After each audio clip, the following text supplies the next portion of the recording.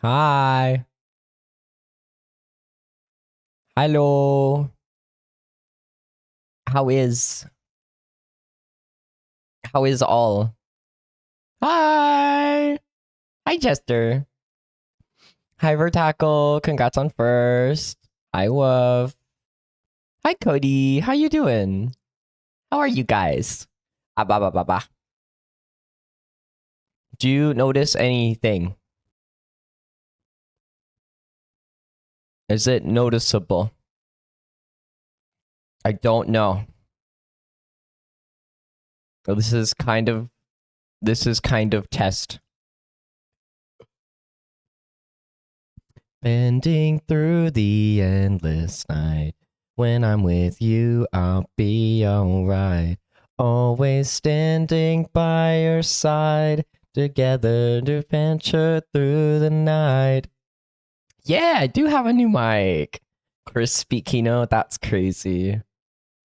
Ah, I'm excited. Forever next to me. He's crispy. What you get? The one Wolf sent me. I don't know. It's road.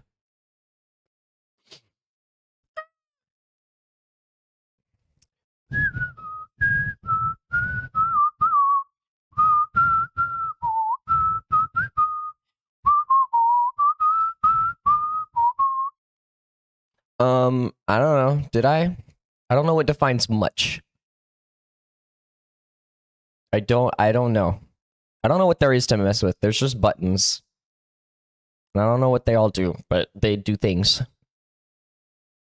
That you'll risk it all just to save me from my death.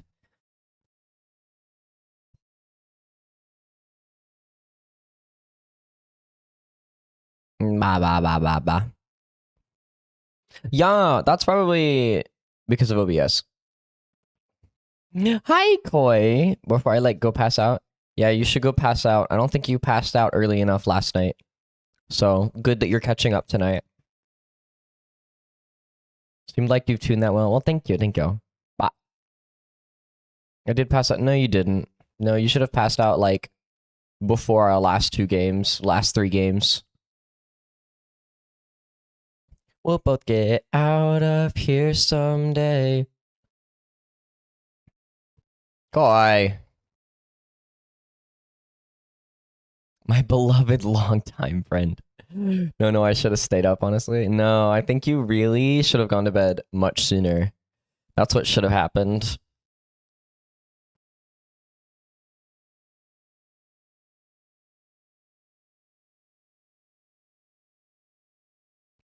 We go way back, totally. Yeah, totally. I can tell. I can tell.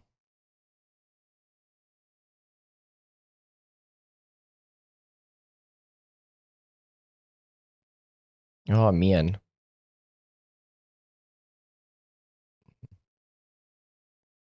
Literally like a decade and a half now at this point. That's crazy. That's a long time. That's a long time. That's very long. Ah. Ah. Ah.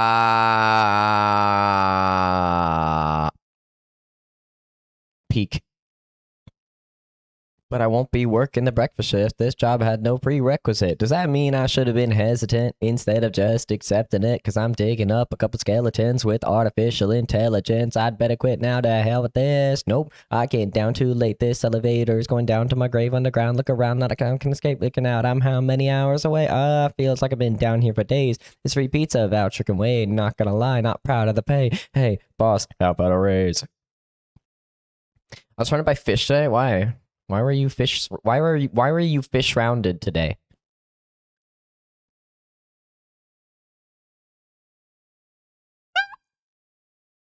Can't help but feel like you belong here, but I gotta leave. I just gotta leave. Can't know there's something's going wrong here. You sound great, do I? Yay. A good boy. That's crazy. That's crazy. You know, but feel like I'm a pawn here. Remember the crew? Yes, I do. Foxy, Bonnie, Freddy, too. But who the heck are the rest of you, and why has anybody been hunting you? That. Sure you can. I'll take you through a simple guide and should make sense to you. You'll need a vent to get to every room. There's plenty of work we've left to do. Make sure everybody's in the proper station. Shock them for a little motivation. Foxy's watching. Stop moving. But Laura hears your footsteps.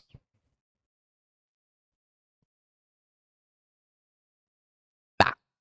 Okay.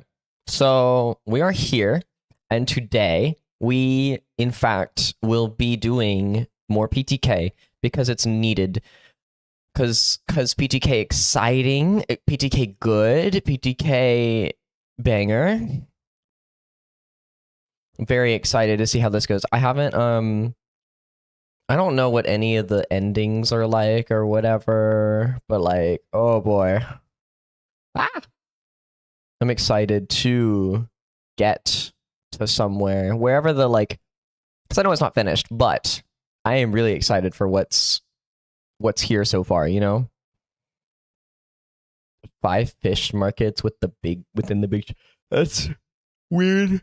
Excuse me. Bro, I'm already yawning. We haven't even started the game yet. I'm gonna fall asleep. I swear to God. Bro, it's not even 9 p.m. Like, what is this?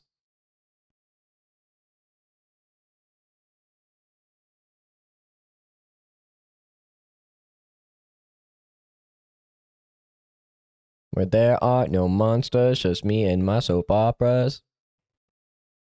I think by now we'd all be learning. Give me more than exotic butters. Keep your innards and I'll keep mine. This is such a weird song to be listening to right now.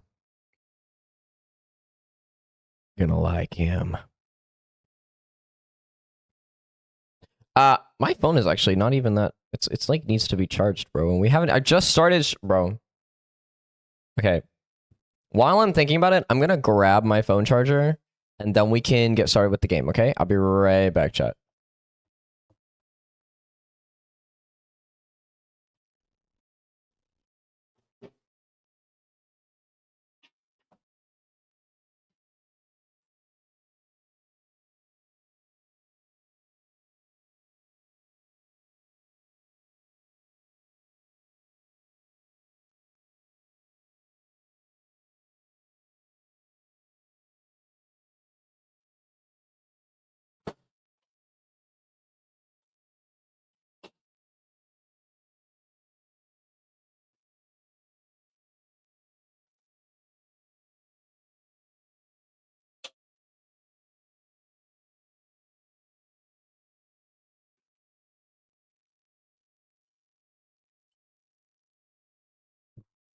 Okay. So I'm back. Ugh. All right. Where are we at? Okay. So what we do now is we play a game. You know. Um. So like there is a game, and it's called PTK, and it's very cool. It's very fun. We love it. You know. You know. You know. Um. And that's what we're gonna do. So since this game has music, we're going to not be listening to music. So I'm gonna go ahead and turn off song requests before I forget.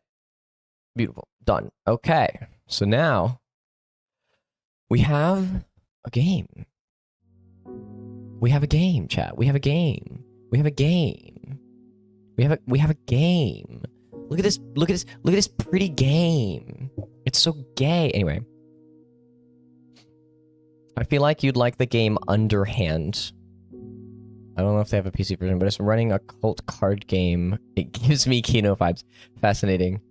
I will have to peek into that.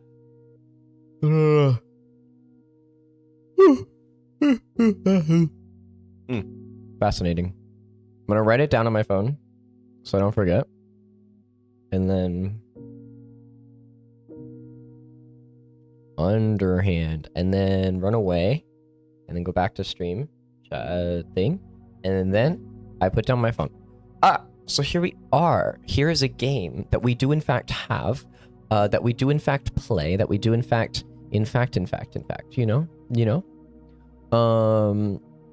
So yeah, a gay game. It is pretty gay, yeah. I would wager probably. Oh, thank you, Fractured. Hi. Okay, here goes my Crimson Sour Cherry Fanta again. It's freaking advertising the Odyssey, by the way. Ugh. Tastes awful, honestly. Ugh. It was okay the first couple times, but now it's just bad. Now it's just bad. Blech. So hi, Fractured. How are you, ba? How's your Minecrafting been going? You haven't told me about your builds lately. I want to hear more. What's your progress? Gallery. Oh, we click collect. Oh, that's so cool. Oh, look at him when you. Oh my god. This is crazy. That's crazy. Also, Jester, thank you for the 7 stream streak. I appreciate it. You're amazing. And probably gay.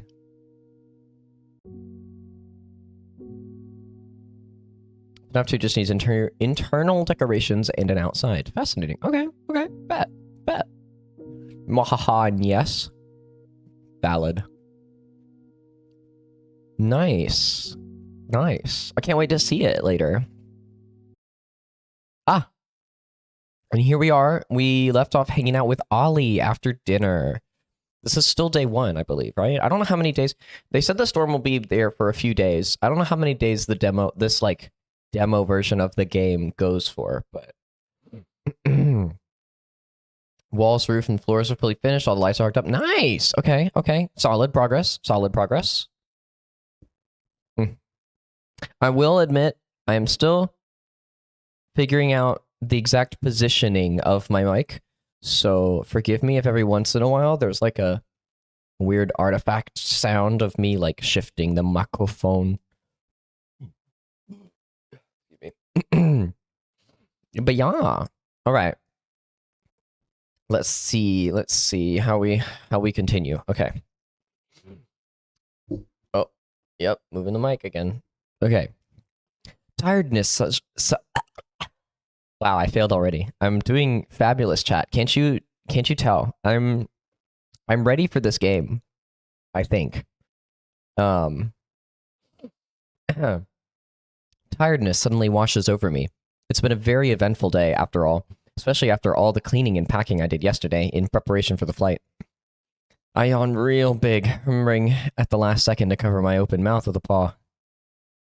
Tired? Maybe a little. You can go to bed if you want. It's been a long day. I'd feel bad ditching you, though. It's true, I would. I've really been enjoying just sitting with him. It's fine. I'm probably not long for this world either. Cold weather makes me sleepy. Okay, I think I will probably head to bed then. I say gratefully, maneuvering myself off the bed and standing up straight. Good night. Ollie chirps, waving a claw at me, the many windows of his laptop casting dancing lights across his face. Good night, Ollie. With some regret, I turn away and head out of the room. I remember Theo saying I'd be sleeping in the den. Hi, Ghost. Do I? Is it that noticeable? Banger. Hi! Yeah, I got the new mic up and running. Very exciting. I'll have to ship you my old one, which would probably be more expensive than the mic itself. But yeah! Yeah, bet. Oh, it's exciting. I'm enjoying. It is peak. Through my sleepy haze, the small sitting room looks even cozier than it did before. I notice a pile of extra blankets in one of the chairs, alongside my travel bag. Guess Theo moved it for me. So far, he's been an excellent host. Gotta remember to thank him tomorrow. And maybe apologize again for asking about the photograph. Theo's face lingers in my mind as I start getting ready for bed. His tired eyes, his easygoing smile. It seems a little less convincing now I've caught a glimpse of what's behind it. I shut the doors, closing myself off from the rest of the house, and breathe a small sigh of relief. And now, that is hard to say with the shipping. Now, real. Shipping is... It can go either way, you know? It can go up and down. It depends on what kind of box you can fit it in.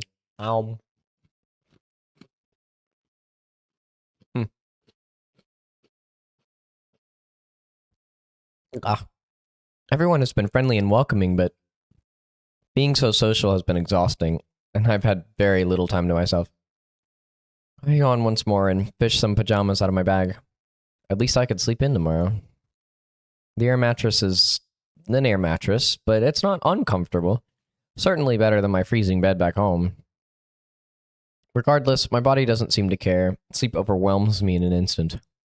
I barely have time to realize I forgot to brush my teeth. That's crazy.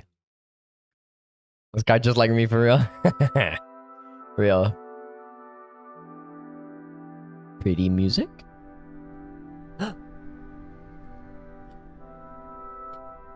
Oh my god, we dream of poetry?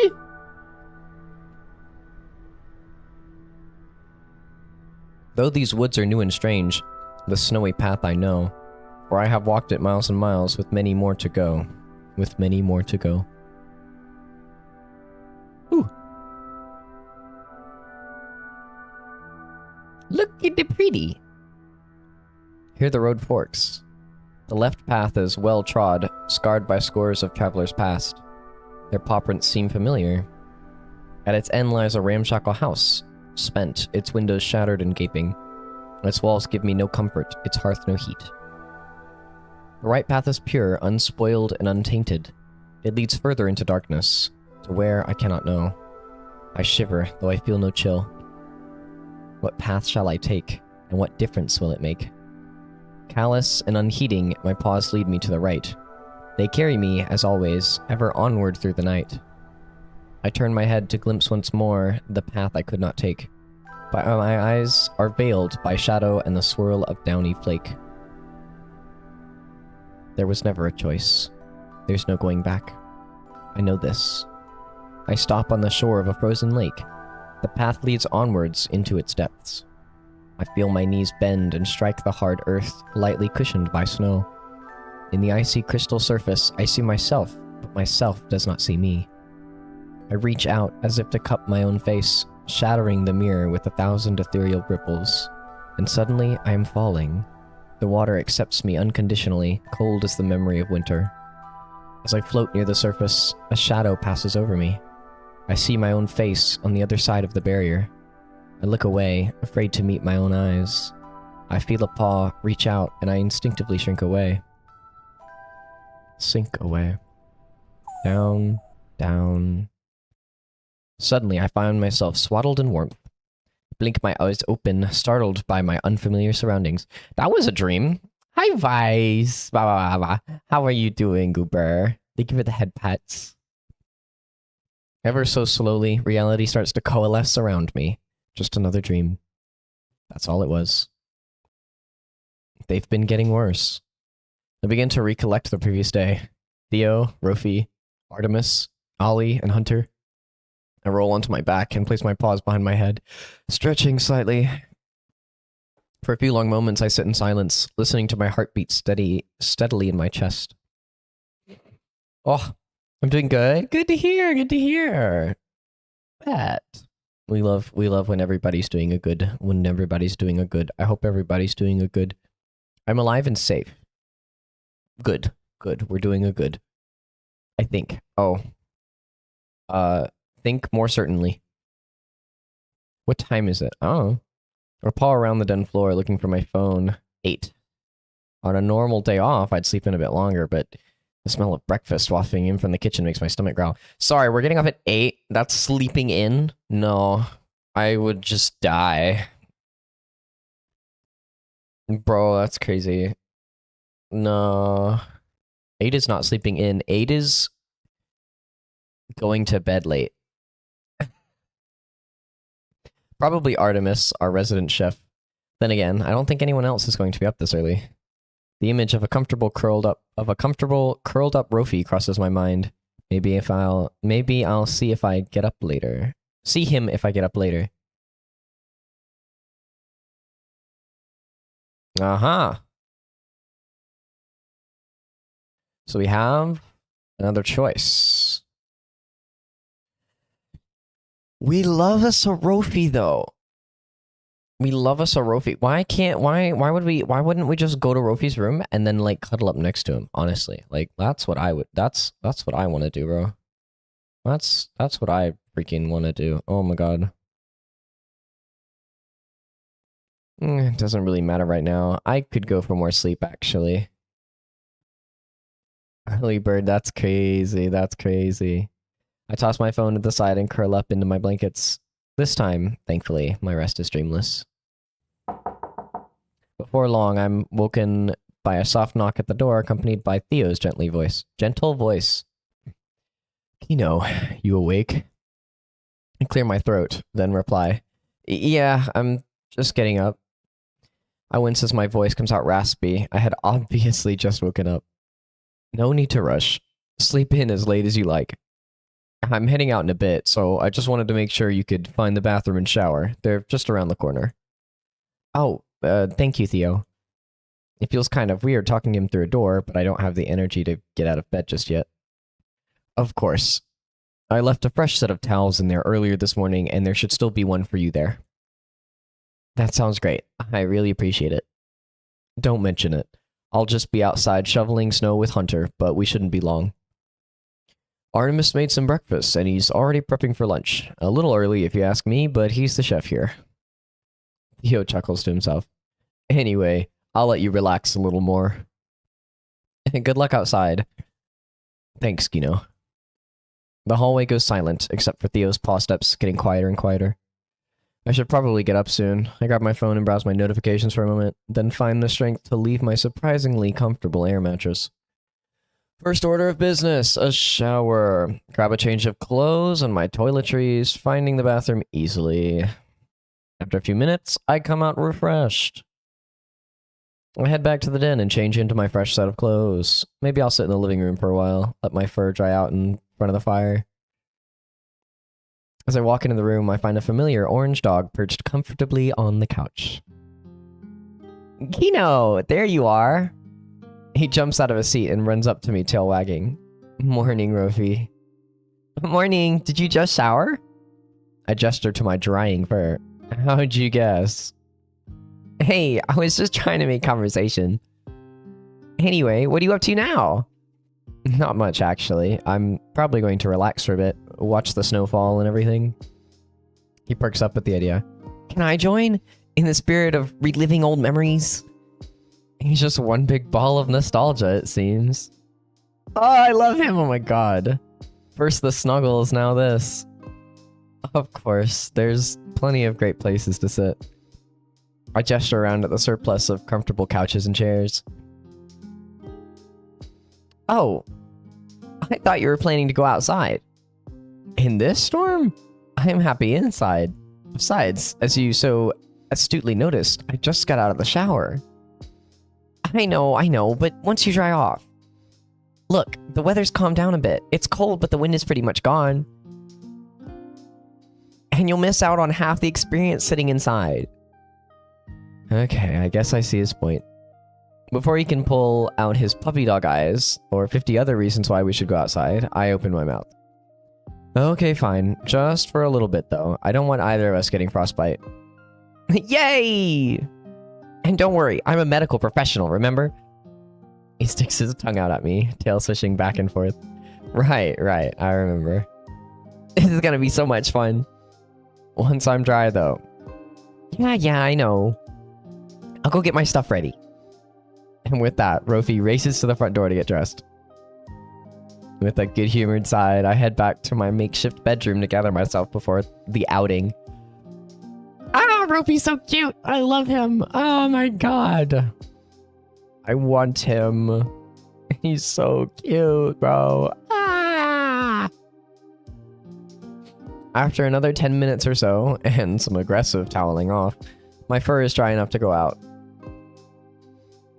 Like clockwork, I found him waiting at the front door, fully dressed up and bouncing slightly on his heels. Ready? Yes, you silly dog. Let's go. I head to the front door and throw on my coat, gloves, and boots. Ruffy and I are heading out for a bit. I pause, realizing that I'm shouting to a mostly empty house. Peek into the kitchen and see Artemis sitting, scrolling on his phone. He gives me an idle thumbs up. Don't have too much fun. Come on, let's go. He throws the door open and bolts out into the snow. He really is a freaking dog. Oh my god. I trail after him, making sure to shut the door firmly behind us.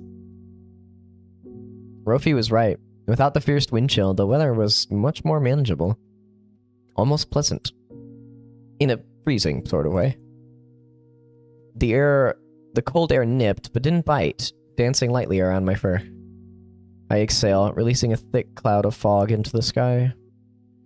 Dragon smoke, I used to call it. When I was really little. Seeing my breath used to amaze and delight me. Now, decades later, I feel a tug of that same feeling. Hey, Kino! Quit daydreaming and come sit!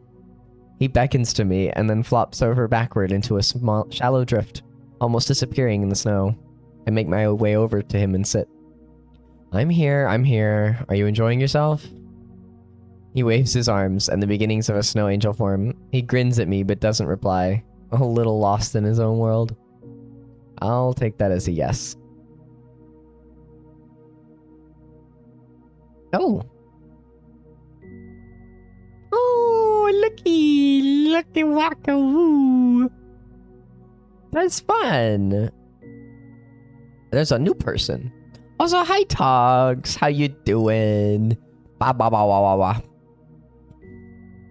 In the distance, I see Hunter and Theo shoveling and chatting. The two of them seem to be enjoying themselves, both clearly suited to this kind of work. At some point, Theo waves across the street to a neighbor who's also clearing out their driveway. This is the life. Sitting outside in the snow? Sitting outside in the snow with you. He gives me a playful shove. Seeing you again just makes me so happy. After all, no one else in the whole world knows me better than you do. I stammer out a response, momentarily lost for words. And this? He throws his paws wide as if to embrace the snowy sky and everything in it. This is such a beautiful setting for our reunion. Ruffy goes quiet for a moment, face lost in thought. Ah! It's so cute, oh my god. Good, how are you? I'm doing wonderfully. Blah, blah, blah, blah, blah, blah. Excuse me. A bit yawny, but it's okay. It's okay, it's okay. Everything's fine. Everything is surely just fine. Seriously, isn't it nice? Seeing the world so undisturbed. You can't tell anything about its state before the snow. He leans back on his paws and stares straight upward. At some far-off side on the roof of the window of... far-off side on the roof of the world. Working in medicine means everyone you meet carries some kind of history with them. History that complicates things. History that can't be swept aside. But even so, a fresh coat of snow promises new beginnings. New beginnings. Ruffy. You've changed more than I thought. With a jolt, he seems to remember himself. He gives his head a hearty shake and smiles sheepishly at me. Sorry, it's the vacation talking. Don't mind me. You're fine, Ruffy. He's so cute, oh my god! Anyway. So, when do you go back to work? In a few weeks. I kind of forgot that pay time off was a thing we could use, so I ended up having a bunch stockpiled that I needed to use. I've never taken a break this long from work. I hope I don't get rusty. I can tell that he's joking. Mostly. Ruffy takes advantage of the lull in conversation to scoot closer to me. It's a little nippy out. I push the snow out of his way and let him snuggle up to me. He lays his head on my shoulder, sighing contentedly. We enjoy the stillness of our surroundings for a long moment. Then, all of a sudden, he shivers dramatically and stands up. Alright, I've had enough of this. Back to the safety of the house. What, already? We just sat down. I'm cold. I don't have your thick winter coat. This was your idea, you know. He sticks his tongue out at me and a snowflake lands directly on it. Yeah, well, now we're going back inside. He offers me his paw. I smile in spite of myself and take it, dusting the thick powder off my coat. Besides, I've got snow in my pockets and my socks are wet. And whose fault is that? Oh, it's so cute. I love it. Oh my god, bro. And this feels pretty... It feels relatively close to the kind of thing I'd say, and whose fault is that? You know what I mean? Like, that feels like something. That feels like me. And whose fault is that?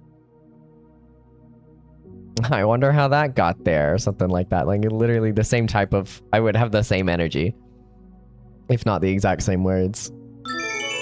Mow! Thank you for the pity. I appreciate it, Tox.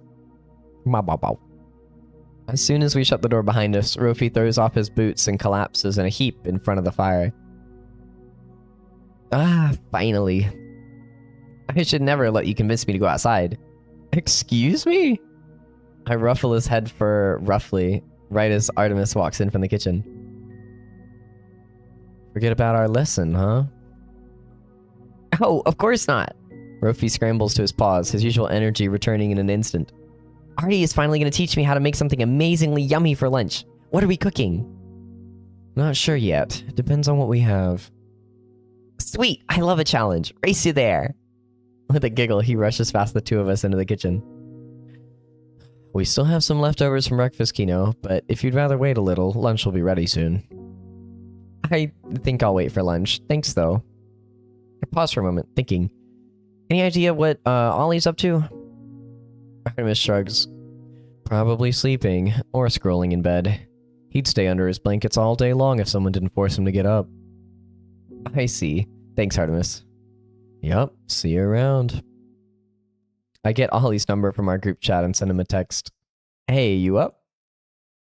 After a few minutes, I get a response.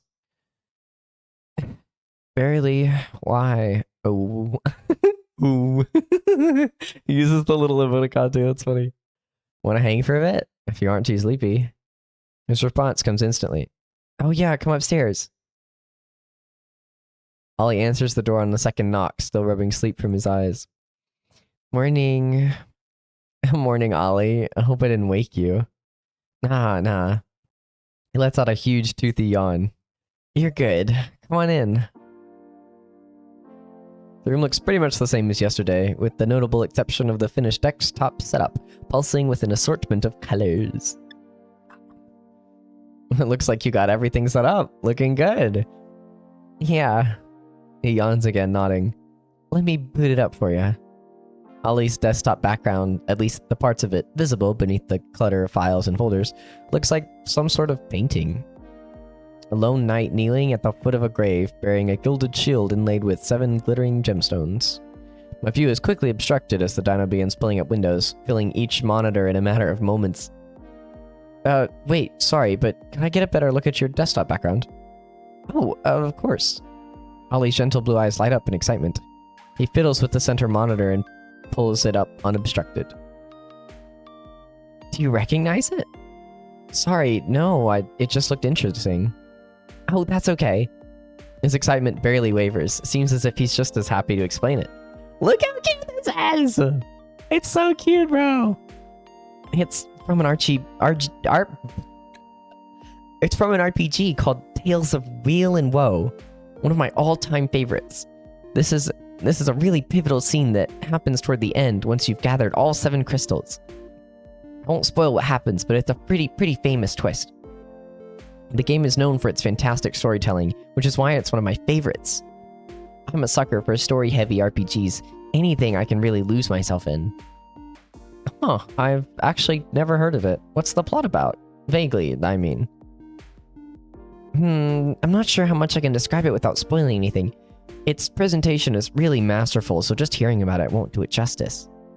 The basic setup is simple, though. You play as a hero sent on a quest to collect 7 magic crystals in order to restore sunlight to a cursed kingdom.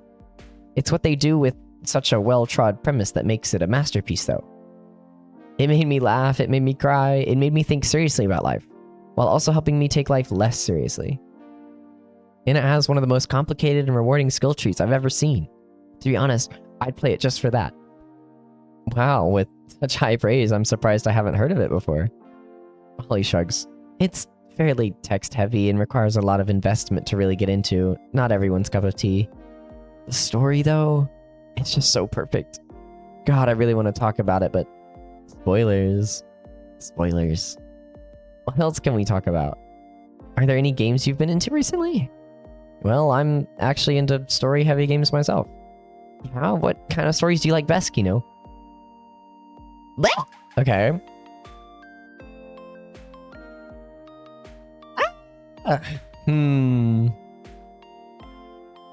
These are interesting options. These are interesting options. They're all kind of around the same, like, area. It's just happy, sad, or sad happy. That's kind of the options we got here.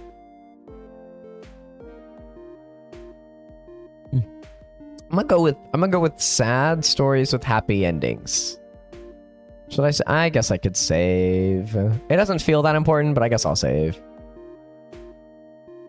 This might be a weird answer, but I like sad stories with happy endings. Stories that make me feel a range of emotions, that challenge me to see both the light and dark side of things. That's not a weird answer at all. It's how I feel too. Dino's tail swishes slightly behind him, reminiscent of a wag. Stories that don't shrink away from pain and sadness, but don't wallow in it either. Ollie starts to stutter a little, cheeks turning slightly red. I mean, I feel sad pretty often, so I guess it's nice to be reminded that other people feel the same way. Ollie looks directly into my eyes, his face deeply serious. But it's also nice to be reminded that there are alternatives to sorrow. That sadness isn't a foregone conclusion. That hope really does spring eternal. I guess it's kind of cliche, but, you know, sometimes things are cliches for a reason. Sometimes it's because they're beautiful and true. You know, I really think you would like Tales of Wheel and Woe. The name is very descriptive. Plenty of sunshine, plenty of shadow. And once you've played it, we can talk about it for real. Okay then, it's a promise. A promise? Promises to keep? Ollie beams at me, trying and failing to rein in his excitement. Great! Oh, I'm so excited for you to start. There's several easy places where you can buy it, so... With an abrupt sound, the lights in the room go out, followed immediately after by Ollie's computer screens. In an instant, we are bathed in darkness, eyes locking in grim understanding. The power. Dang it. I knew I should have brought that surge protector. We hear voices from downstairs. Clearly everyone else has noticed it too. Both our phones buzz. It's Artemis. The power is out. Everyone please gather in the living room. You too, Ollie. Dino huffs in annoyance. There was no need to single me out. I would have come down. Come on, Kino, let's go. When we reach the base of the stairs, we find Artemis in the living room, stiffly pacing back and forth. There you are, Ollie. Come sit down here. The gas fire may have turned off, but it's still warm here. Artemis, it's fine. The power just went out. It's still warm everywhere. You know how quickly he can leach out of a building. Please just sit. He gestures to the couch, the anxiety now plain in his voice. For a moment, the two of them just look at each other. And then Ollie stiffly walks to the couch and sits, averting his eyes. Oh, it's like... rough. That's rough. Because it's like... Because Artemis clearly cares about him and is just trying to help. But Ollie's also like, but I can still take care of myself. So it's like... bleh, you know, it's like... It's like, you know... It's like, get it. Ollie typically doesn't... Like, he has a hard time with things, but Artemis might be pushing it a little bit, you know? It's like, there's, you can help, but there's still a point where you draw a line. Also, hi, Rio. I hope you're doing well. Excuse me. Bah. Gosh, I'm yawning so much. I got food earlier, but I apparently didn't get enough because I don't have enough food with me. No. Honestly, can I order DoorDash before it gets too late? I'm gonna do that. Hold on, chap. DoorDash break. Nah, blah, blah, not now. Can I get like, okay.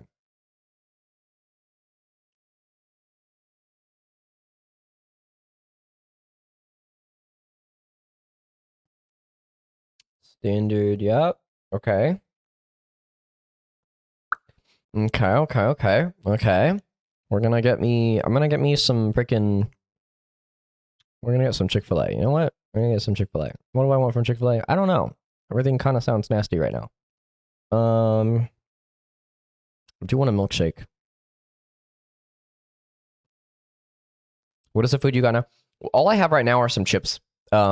I got me a little brisket sandwich from the gas station, but it was so small that it was not a full sandwich. It was like maybe half a sandwich. So it didn't last very long.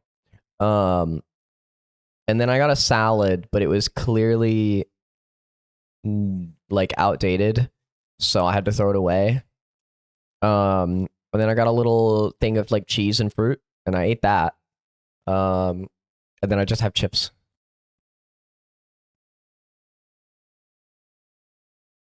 Do I want Chick? Maybe I don't want Chick-fil-A. I want their milkshake, but I don't want to order from multiple places either. What else could I even get? I don't know what else I could get. I gotta do it quickly though because it's about 9:30 and most places close at 10. Let me look at my list of places to eat at that I have in my phone.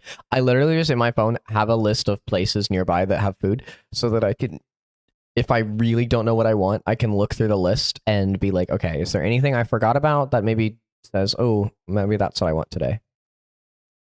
Because genuinely, I have a hard time eating if I don't do that.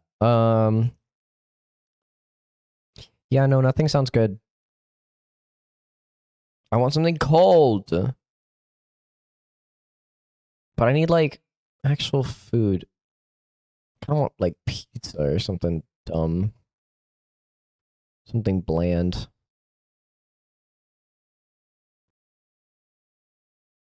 But with making actual dinner. Sorry, are you saying that me ordering food isn't actual dinner? It's fake dinner? That's crazy. I'm so sorry, Chick-fil-A isn't actual dinner, it's fake dinner. Didn't know this. Okay, hi Fearless. How are you doing, Goober? I missed 45 minutes of my spirit animals. Bye. Hi, Widow. Welcome in, Cooper. I'm taking a quick second to order myself food before everything closes. Because I need something. Even though I hate life. But it's okay. Because we all hate life. You know what? We're going to go with... No, not nugget. We're going to go with strips. We're going to go with strips. I usually get a sandwich. We're going to go with strips. That's what we're going to do. Do I need a... How many am I going to get? No, that's not what I'm saying. I'm saying that I and the people I live with know how to cook food. I'm sorry. Are you implying that I don't know how to cook food? I'm sorry. I'm sorry. Wow. Wow. Ghost is really just hating on me today. Wow. Sorry, Ghost. My God. Didn't know you hated me so much. Man. That's crazy. Ken, if you cooked me something, I eat it. I can cook your own. Bro, that takes like 2 hours though. I don't want to take 2 hours to make food that's gonna last me a half hour of eating. Like, bruh. It's freaking crazy. That's just so much wasted time. It's just so much freaking time. I hate it. The only time I do that is if I'm cooking for enough people that the time spent is worth it. So it's like if I'm spending 2 hours to make a good meal thing, then it's got to be for enough people that those 2 hours was worth it. You know? And just myself is not worth 2 hours. Anyway, should I get the 10 count or the 4 count strips? If I get the 4 count, that'll be all I eat right now. But if I get 10, then it could last me a while. You know what? We're gonna go with the 10. You know, the 10? Do I want... I don't really need sauce. I mean, it comes free. It doesn't even have ketchup as an option. Oh, yes, it does. It's just the only one that doesn't have an image. That's so weird. Okay. Select up to 5. No, I don't want it, honestly. Save up. Okay. Meal side. What side should I get? Should I get... honestly, I kind of want a parfait. Parfait would be better than fries. Cookie, remove. Save. Meal beverage. Okay, now I want a milkshake. Hopefully it won't melt in the time it gets here. It shouldn't. And even if it does, I can stick it in my mini fridge and it'll solidify right back up a little bit. Hee hee. We're going with cookies and cream. I can't say no whipped cream. Well, I guess it doesn't come with whipped cream when it's to go, I think. Question mark? I don't remember. That's okay. Save options. Yay. Bet. Save options. Save options. Yay. Hee hee. Yay. Why? Also, why does it say it's so expensive? Wait, hold on.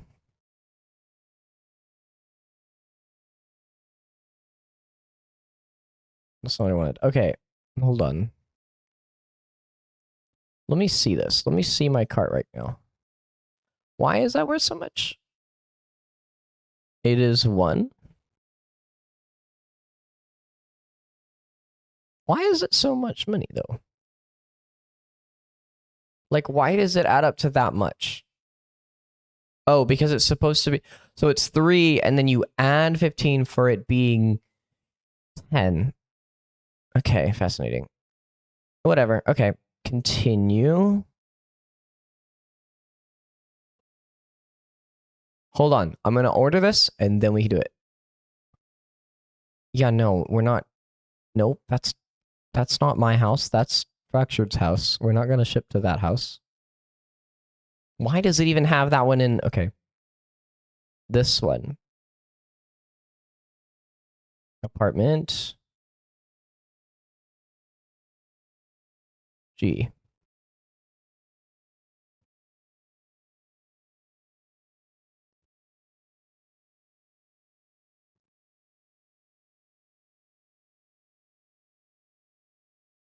Yeah, that one. What do you mean? Okay. What do you mean it's outside of the store's delivery? Oh, it was looking at the wrong... Why was it looking at the... You suck. Okay, can I do it from a different one then? Oh my freaking god. Get from Chick-fil-A. Chick-fil... Why was it doing it from... Anyway. Chick-fil-A. That one. What do you mean? What do you mean? Is it because now it's past the 30 minutes?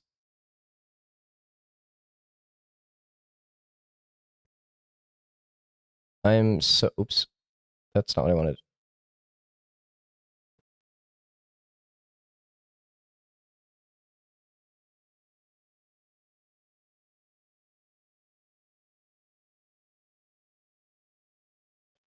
I'm so sad. They probably stopped doing it at 9:30, and because gosh freaking dang it, they stopped at 9:30, didn't they? So because I started at the wrong store, now I can't get it. I'm so sad. I'm depressed now, chat. I'm depressed. I am depressed. Okay, I gotta go do these things that y'all redeemed. Hold on. Why is my phone not catching up with what's happening? Bro, my phone's not catching up. Okay. Okay. Cooking is... But I'm streaming. I can't cook and stream at the same time. 15. Also, Widow, thank you for the 5 stream streak. 5 totally straight, totally not free times I've showed up. Totally. Ghost, thank you for the 15 stream streak. Number 15, Burger King. That's crazy. Number 15. Oh my god. Days ruined and disappointment is immeasurable. That part. Dang gummit. Oh my god. Okay, I'm gonna go do my freaking um. I'm gonna do those freaking push-ups. I'll be right back.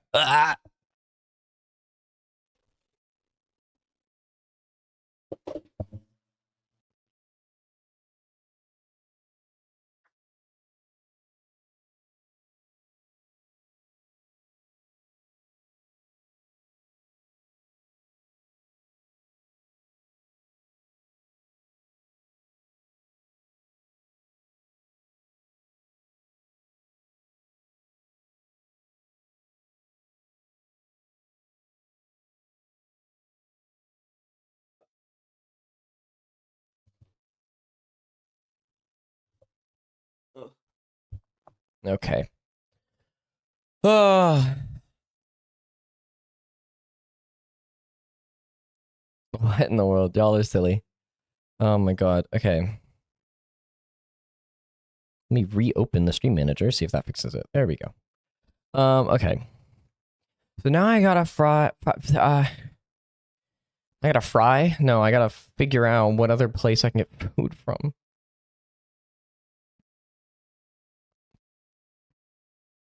Because I don't want to drive out to Chick-fil-A myself. I don't even know if I'd get... Well, I'd get there in time. But then I'd have to leave y'all here for so long. Ain't no freaking way. Dies.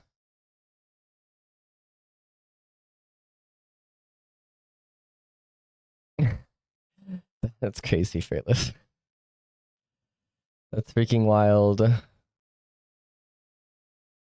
Oh my god. Freaking... I went hungry. I guess, what if I told it to go to the grocery store? The grocery store is open. That one. It doesn't matter. Oh my god. Whatever. Okay, accepts orders until 10. So I have time. I can order from the grocery store. Figure out. No, I don't want a freaking birthday cake. It's just offering me cakes and pies, bro. I don't want no break cakes and pies and donuts and muffins. Okay. Let it.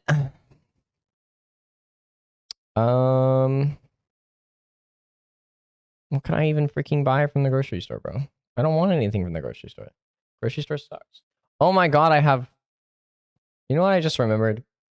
I microwaved dumplings over an hour ago, and they've been sitting in the microwave untouched because I forgot to pull them out when it dinged, and then I forgot they were there. Let me pull these out of the microwave and see what they look like.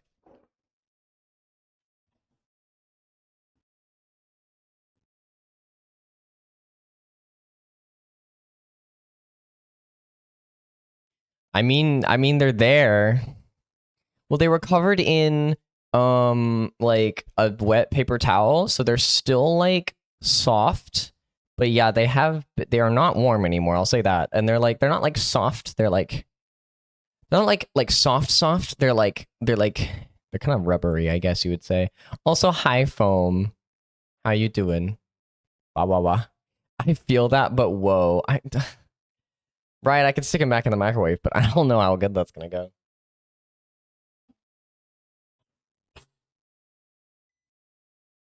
Oh my god.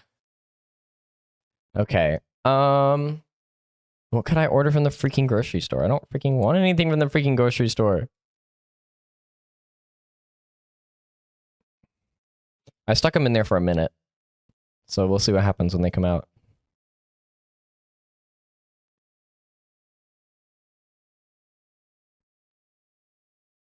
Well, hi! Hi, you crazy. How you doing?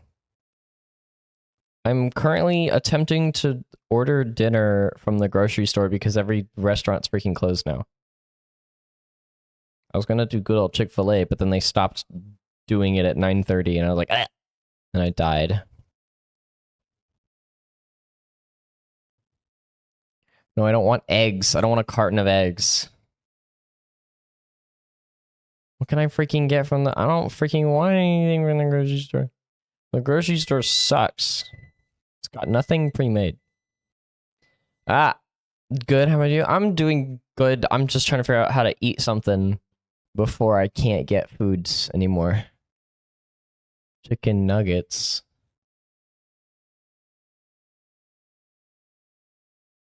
Who's in produce? Yogurt. Easy meals. How about that section? Is there anything in the easy meal section that looks good? Probably not. Not so far. That's not terrible, but I don't know if I want to deal with that. Rice-a-roni. Freaking lit.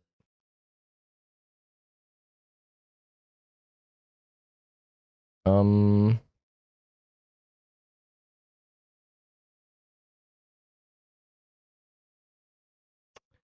Um... Are you sure they all look... Basically, all the good ones, like Chick-fil-A. Everything is like that. I just... Okay. Here goes my Crimson Sour Cherry Fanta. Mm. Ugh, that tastes disgusting.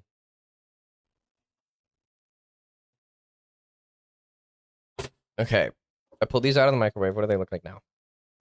What they look like is hard to tell because the... Thank you for the headpats.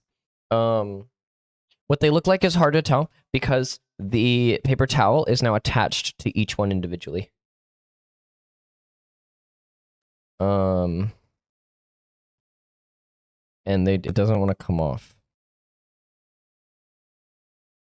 More fiber. Get some cup ramen. Honestly, I might order some cup ramen. I don't have any, so I might order it. Oh my god, bro. It's so hard to take this freaking paper towel off of these. Anyway. Okay, while we're sitting here, I'm just gonna play music because we have just been sitting here. Okay. Anyway. No. That part. Oh my god. Yeah, there's no way these dumplings are good. I'm gonna try it anyway. It is kind of warm. I am an architect. That part. No, that part. I literally watched a video today about the Backrooms movie. I actually watched like 3 videos about it.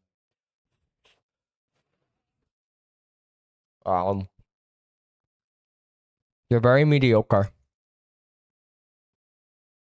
I mean, they taste the same, but the texture is mediocre because the outside is like... It's not soft. It's not quite hard either. And it's not quite rubbery, but it's almost there. Yeah.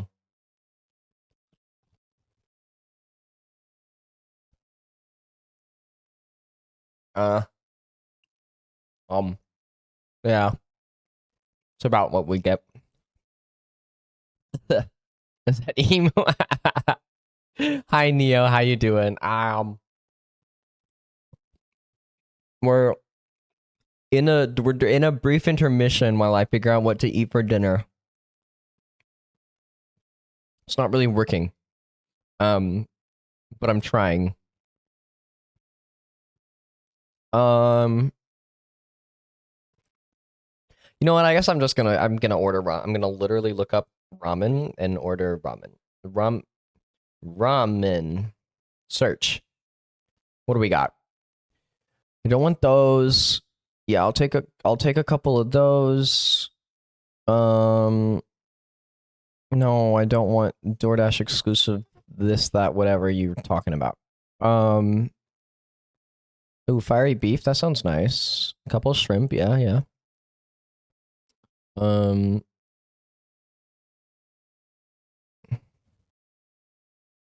What other ramen existences are there?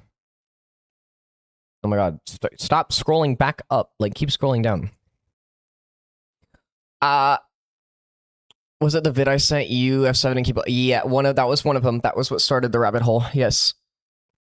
I'm doing okay. I rage baited a bunch of kids on Roblox. That's crazy. Gay. Wow. Homophobic. What the fudge?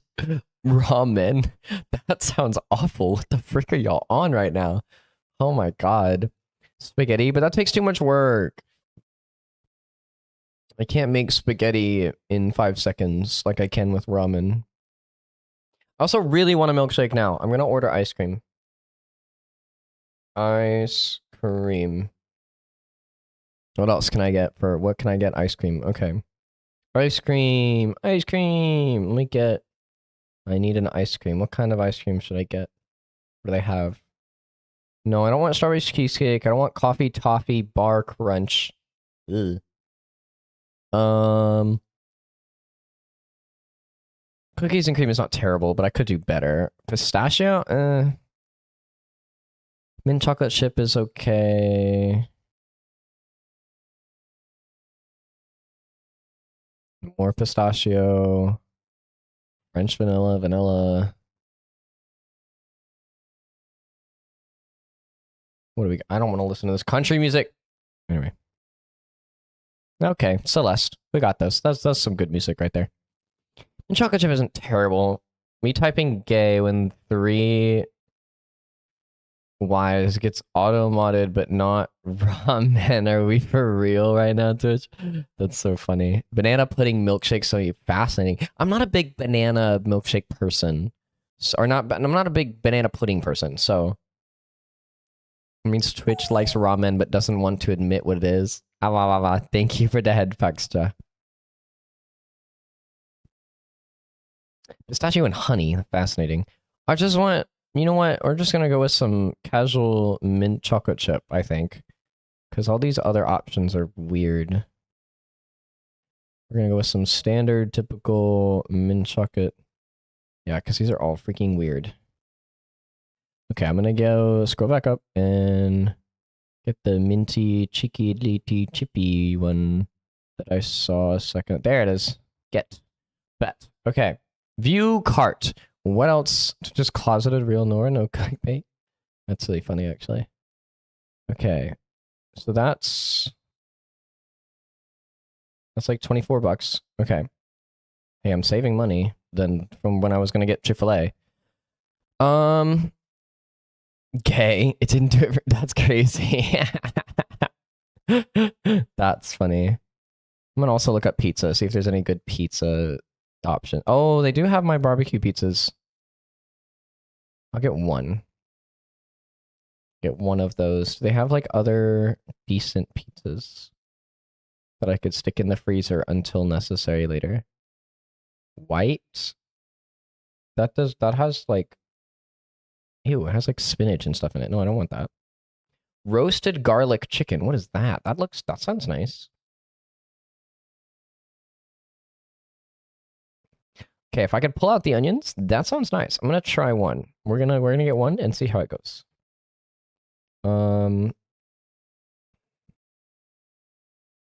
Yeah, I guess that's gonna be it. Okay, and now we done. Now we continue. That's a lot of money because those those pizzas are each 10 bucks. Okay. What? It didn't differ for me. Oh, but in caps, it's bad. Bad. We'll get ads in 2 minutes. More like 2 seconds. No, real. No. It means we'll get. Yeah. So it's like it means it's a prankster comment. The ads are the prankster comment, and then you get through the prankster comment to get the star in 2 minutes. So the ads are supposed to last 2 minutes. I don't know how accurate that is, but that's what the bot says. In case you missed it. What do you mean?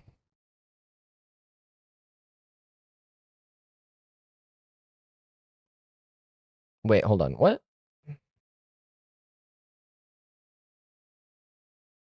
Wait, continue. No, I don't want it just because it's cheaper. It tastes worse. Keep original. Keep original. It only saves me $1 each. Anyway. Continue. Promises really aren't being kept right now. What do you mean? No, it has. I'm so sorry. It's been like 20. It's literally been 20 minutes. I'm so sorry. Okay. Standard. It'll get here in like sometime between a half hour and an hour. Okay.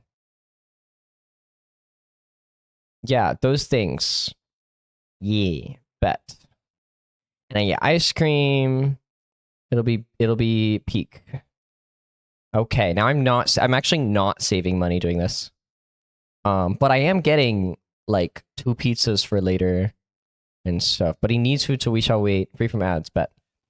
Kino versus food delivery. No, for real. Okay, not now. Okay, I have it confirmed. DoorDash is gonna give me food at some point.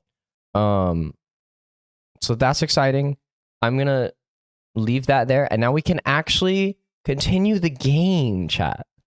I know that you forgot there was a game, but I didn't. So let me enlighten you that there is a game we're playing. It's called Promises to Keep. And it's fabulous, and we're doing great, and we're gonna keep doing that. Thank you. The bird turns to me. Have you seen Theo? No, not since this morning. Rofi and I saw him shoveling with Hunter earlier, but I assumed he was making the rounds, seeing if folks needed help.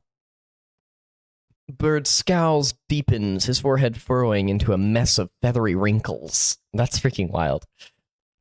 Rofi. Last I remember is the gaming moment with player, and that's what's his face with Ollie.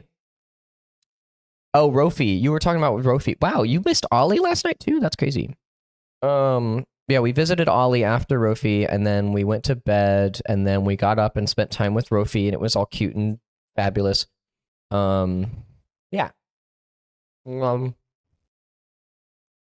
joined later. No, but if you made it to the end of last stream, then you would have seen us go hang out with Ollie and whatever. Not last stream, but last time we played this game. Anyway,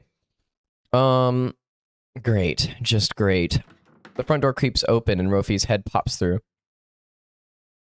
Hey, Hardy, I grabbed Hunter, just like you asked. What's going on? I was just getting into the shoveling groove. The two of them file into the house, stomping the snow off their boots. The power's gone out. Artemis says brusquely, absorbs in his phone. Here, come sit. It'll be easier to discuss when we're all in one place. Well, what about Theo? He went to check on a few neighbors, but he's still... Yes, I know. The bird cuts him off with a raised talon and slips his phone back into his pocket. I just sent him a text. Hopefully. All of our heads turn to a nearby side table. Wordlessly, Artemis walks over to the table and picks up the phone sitting on its surface. Unbelievable. Is it?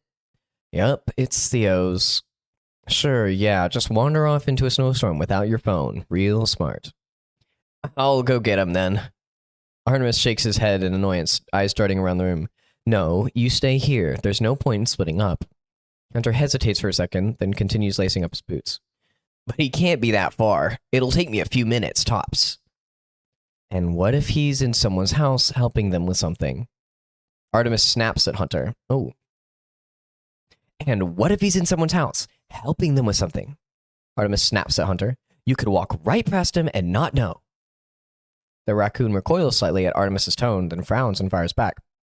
So, what? I'm just supposed to wait here? Who knows when he'll return? Yes, so we all wait here until then. What's not clicking? Whew, this is crazy. Oh my goodness. Wish there was an option to sit on lep. Better than all of us just wandering out into the snow with no idea where we're going. Well, Artie, it would only be one of us. Why is it so hard for you two to just sit still? Artemis's voice is hard and flinty now. Something near panic reflecting in his wide eyes. At that moment, Ollie stands up from the couch and strides purposefully across the living room. Ollie, where are you going? The Zeno stops at one of the lamps and flicks the switch a few times. Nothing. Ollie, the power is out. What are you doing? Ollie doesn't answer, just moves to the next closest lamp. The corner of the room floods with light as the lamp turns on. Oh! Rofi is the first to break the silence, eyes wide in understanding. So it was just the circuit breaker. Artemis. Ollie's voice is gentle and calm, quivering only slightly. The breaker box is down in the basement, right? Can you show me where? The bird stands speechless for a long moment, then nods. He drops his gaze and starts to shuffle towards the basement door. We'll be right back, Ollie says to the room at large, then seems to reconsider. Though it might be best if everyone sees where it is in case this happens again. Oh, hi, Joopy. Ba ba ba ba. Is that Mordecai? Basically, bro. Everybody says that. Nom nom nom nom nom nom.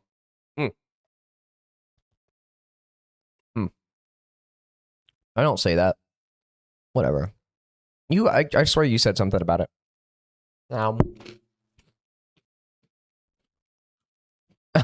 Heard.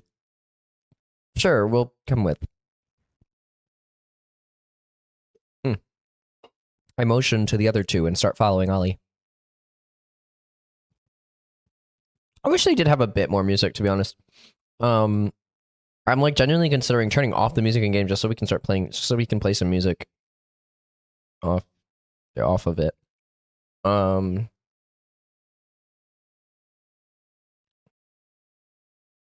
I am gonna start some music in the background, but then it won't hit us with mega. Yeah, this is true, but it's just so quiet. This is fair. Okay, we'll go a bit longer. If it goes for so long, then it's fine. Also, look at the little plushies. Look at this guy. Oh my god.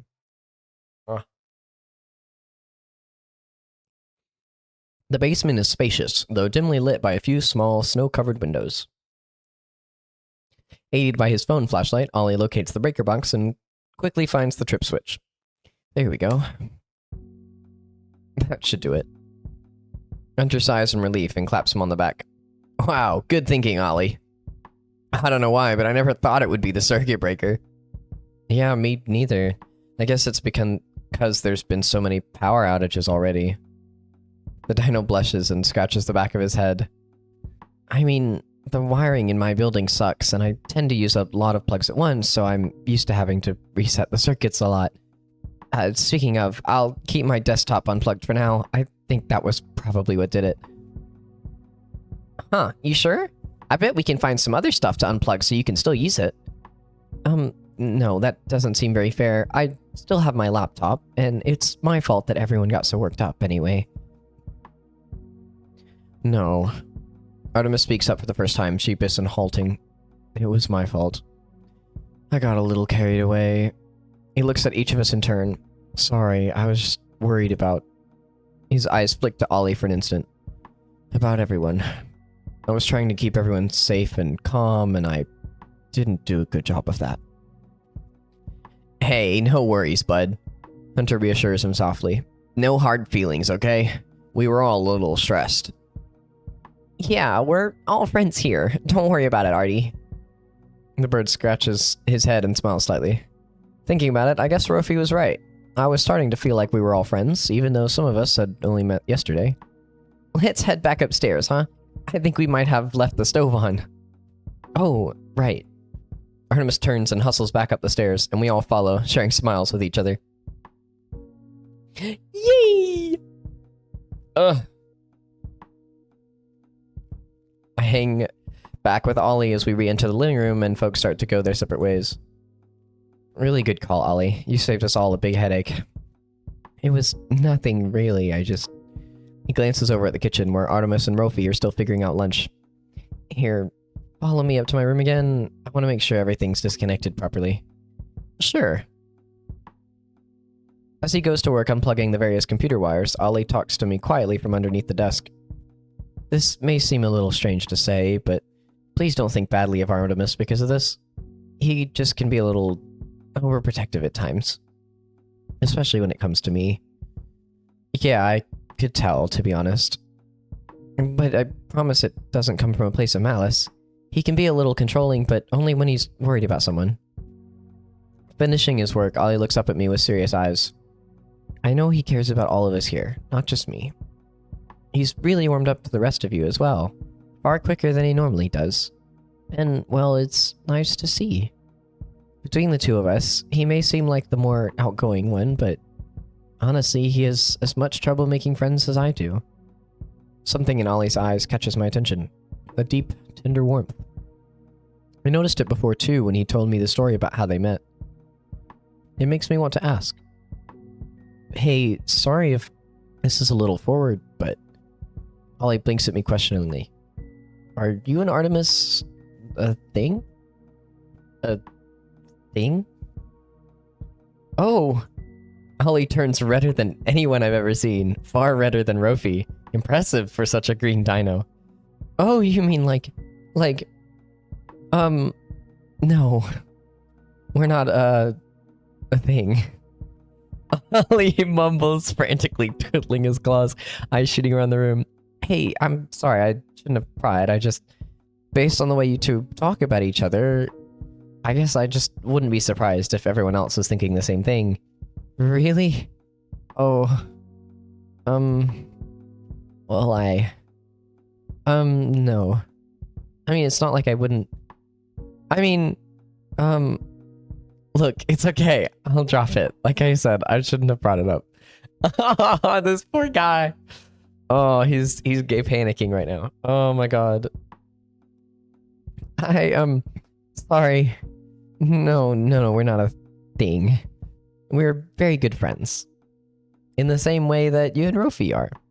He smiles at me, seemingly glad to have found his voice. My stomach turns slightly, though I'm not entirely sure why. Or at least I don't really want to think about why. Right, of course. Makes sense. A bit of awkwardness still hangs in the air as Ollie fiddles a bit more with his setup. Right as I start to check my phone, he speaks up. If you don't mind, I think I'd like to take a shower and freshen up. Ollie casts gay panic reversal. That part, gay panic Uno reverse. No, that was real. That was so for real what he did. That was really funny, actually. Yep. Oh, sure. Today has been a little more exciting than I bargained for. Ollie chuckles slightly, running his claw through his crest. Agreed, and I didn't sleep that well either. You too, huh? Well, if you ever find yourself awake in the middle of the night, shoot me a text. There's a decent chance I'll be awake then, too. Deal. Enjoy your shower. Theo left towels and everything else we might need in the bathroom, so you should be all set. Thanks. I'll see you around, Kino. I'll see you around, Ollie. Oh, gay men. Why are they everywhere? Oh, there's too many. I shut the door behind me and immediately start kicking myself for prying. Come on, Kino. Don't remember what curiosity does to cats. That's funny.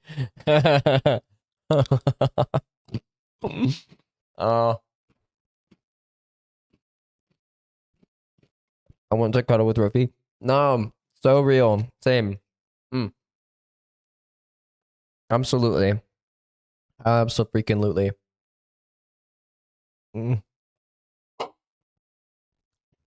He's such a cute dog.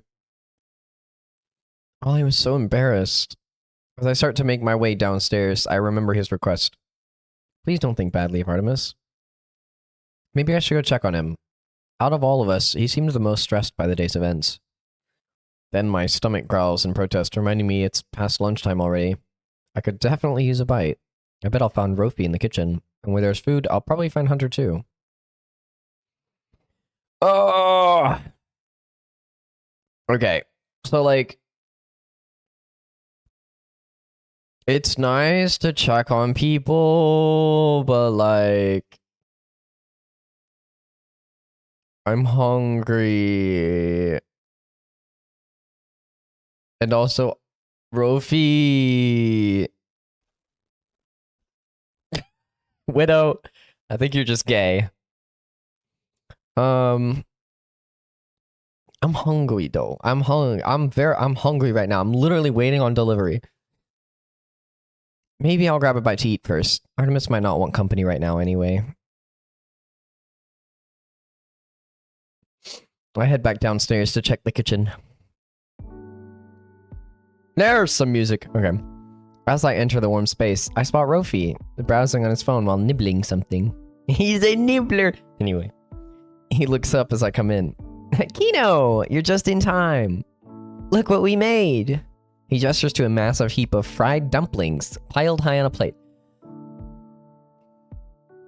Bro, you didn't need to bring up my dumpling failure of a microwaving that just happened. Bro. Bro, this game is calling me out. That's not nice. That's not nice. Don't be telling me how much better your dumplings are than mine. I'm sorry. I'm sorry. Mine were freaking microwaved an hour ago. They're gonna be bad. Gosh dang it. Whatever. Whatever. Ugh. That's crazy. I swear I was only upstairs for a few minutes. Well, I'm... Okay. Sorry, I read this as flirting and I was confused. Okay.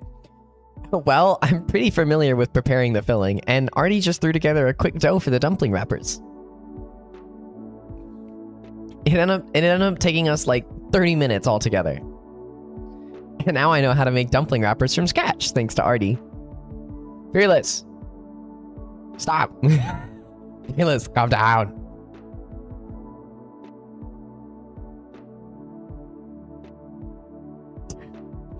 Knowing how quick of a learner he was, I'm sure he'd be able to replicate Artemis's recipe on the first try. Speaking of, where is he? Oh, I'm not too sure. He said he wanted to rest upstairs for a bit. I think the electricity issue threw him off for a bit of a loop, and he probably wants a little alone time. Oh, I see. Did he seem alright, though? Or if he thinks for a moment, then slowly nods. Yeah, I think so. Maybe a little stressed, but otherwise okay. I tried to make it really clear that we weren't mad at him, and I think he believed me. That's good to hear. Anyway, want a dumpling? He sticks his tongue out and waves one in front of my face. Oh, this freaking guy.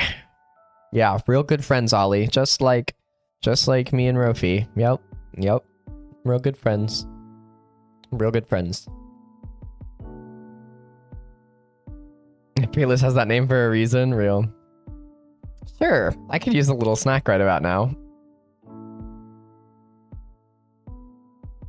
Right on cue, Hunter strolls into the kitchen. Did I hear snacks? Rofi waves at him excitedly and points to the plate of dumplings.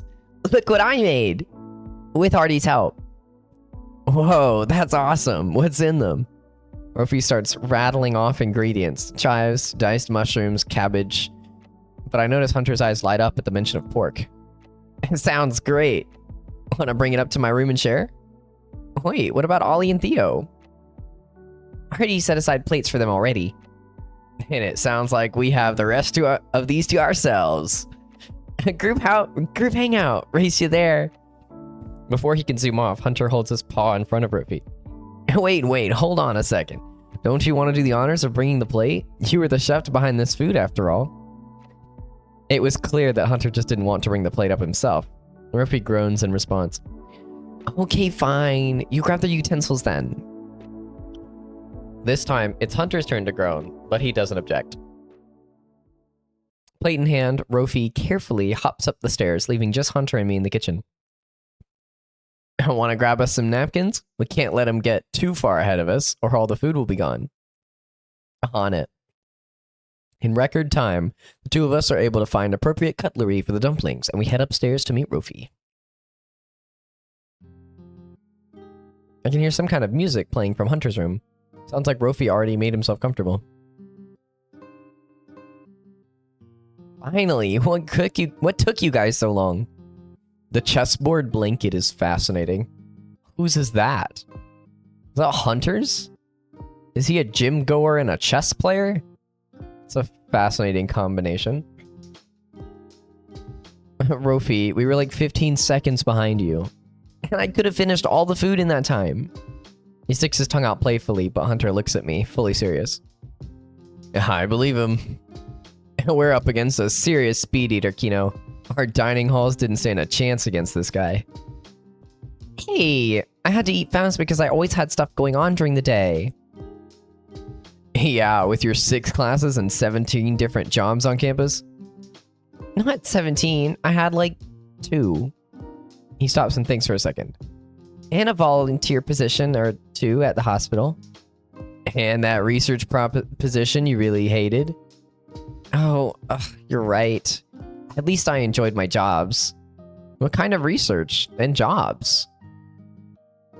Oh, nothing special. Just some medical nonsense. But I was completely out of my depth the whole time I worked in that lab. I was surrounded by crazy smart doctors and graduate students that just made me feel stupid. Oh, that really doesn't sound like fun. It wasn't, but I needed the experience to throw on my resume, and I guess it all worked out in the end. He used to come by my apartment and complain about his research mentors all the time. You'd think they were torturing you in the lab or something. Well, they kind of were. I just didn't speak up against them because I needed a recommendation letter. Hunter reaches for a dumpling and pops it into his mouth. And I taught on campus. The tutoring job I had was actually how I met this guy. He playfully thumps Hunter on the back after the raccoon finishes his bite. I pop a dumpling into my mouth and immediately pick up another two. Ruffy and Artemis really outdid themselves with these. Crispy on the outside and savory on the inside, with hints of spice and sweetness from some complex sauce. Yeah, we love a complex sauce. Anyway, I was mostly tutoring for tuition and extra cash. My parents helped me for the first year or two, but I ended up needing the jobs to make it work financially. His voice takes on a slightly wistful note. But I really did meet some of my closest friends through those opportunities. And I made good money, too. And I got to spend time with a cute puppy dog once a week. The tutors we have now don't measure up to him in the slightest. Hey, they're not that bad. Yeah, but you're good at everything, so I could just go to you with all my questions. Now I gotta figure out who's better at what topics and get help from a million different tutors. It's all so annoying. Ruffy rolls his eyes. God forbid the student has to put in effort to succeed academically. Hey, I was just trying to give you a compliment. Ruffy giggles. I know. Yeah, Hunter be flirting, that part. He leans in towards me. He texts me with his questions anyway. He just can't get enough of me. Hunter overhears that and playfully tackles him onto the floor. Their combined laughter fills the room, and I can't help but laugh with them. I almost forgot how strong the sense of camaraderie was between college friends. I hadn't managed to retain very many of my own, truthfully.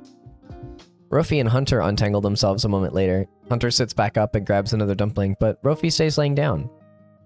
Anyway, do we have any idea what's going on tonight? Any events on the agenda? I'm actually not sure. I feel like event programming is Theo's department. I wonder if he's home yet. I'll shoot him a text in the group chat.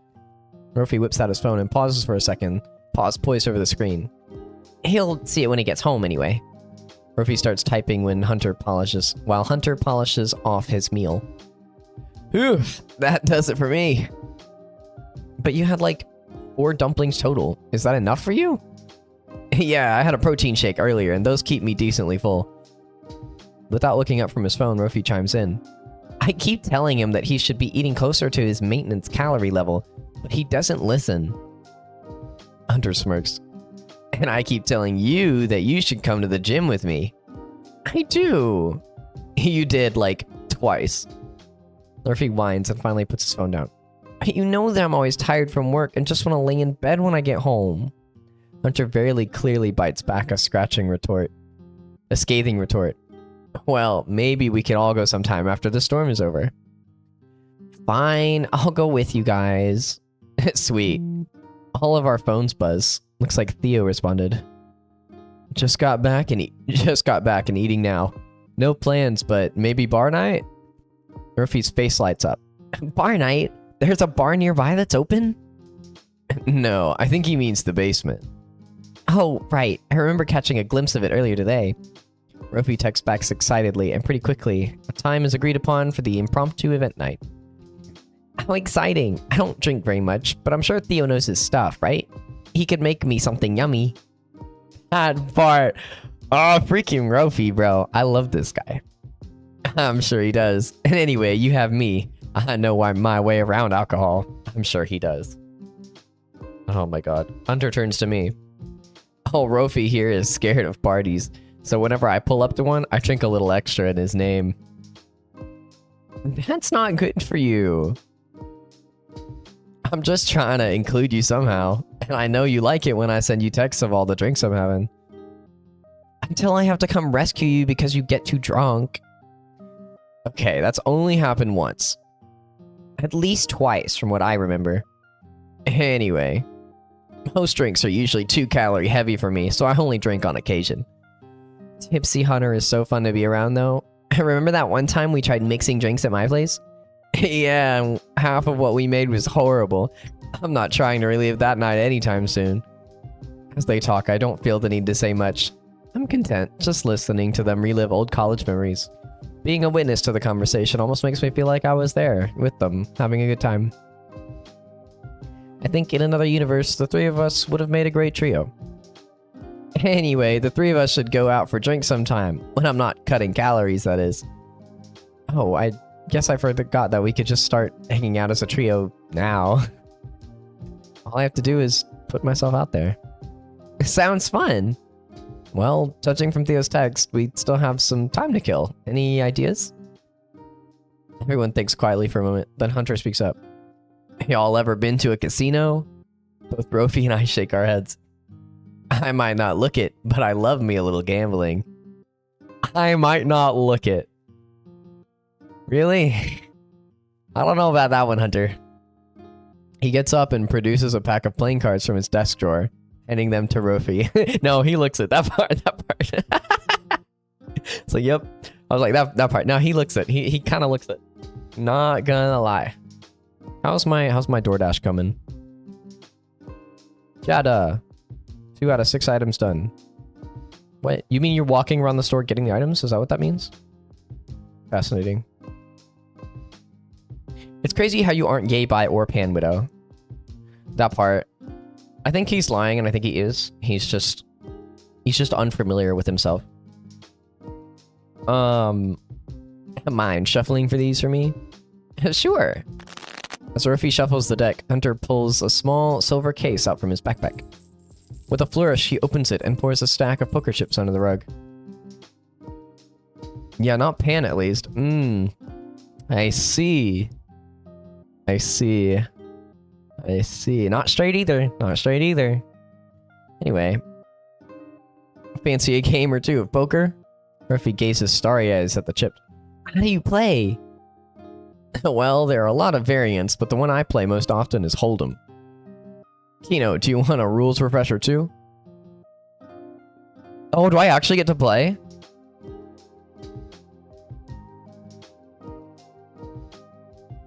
I like girls and performatively joke about liking some guys, so straight with bypassing. No, I think you're bi. I think you're just bi.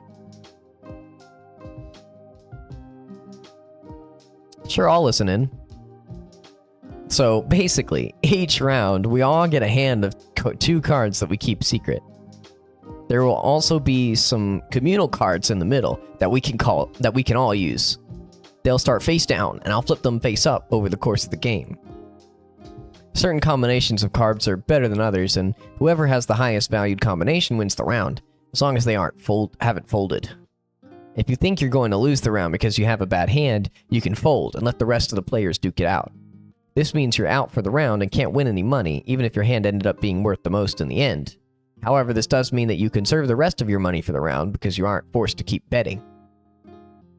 We take turns betting until everyone calls or agrees on a proper amount.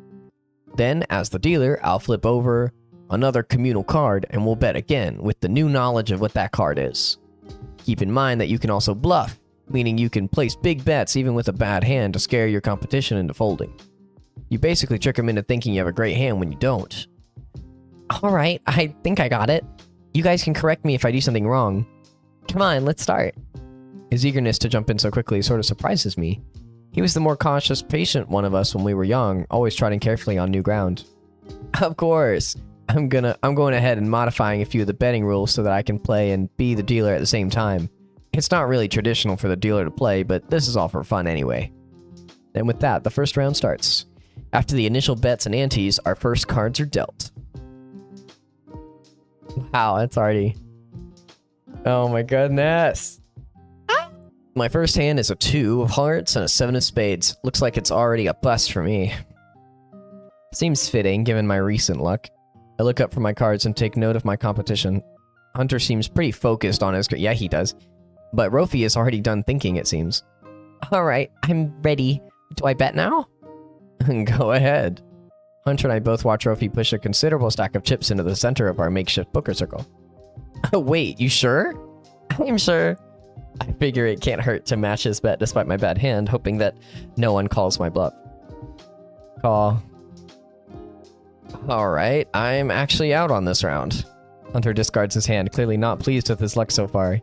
The round continues between Rofi and I, and after Hunter reveals the flop, Rofi pushes the rest of his chips in. Rofi, it's literally the first round.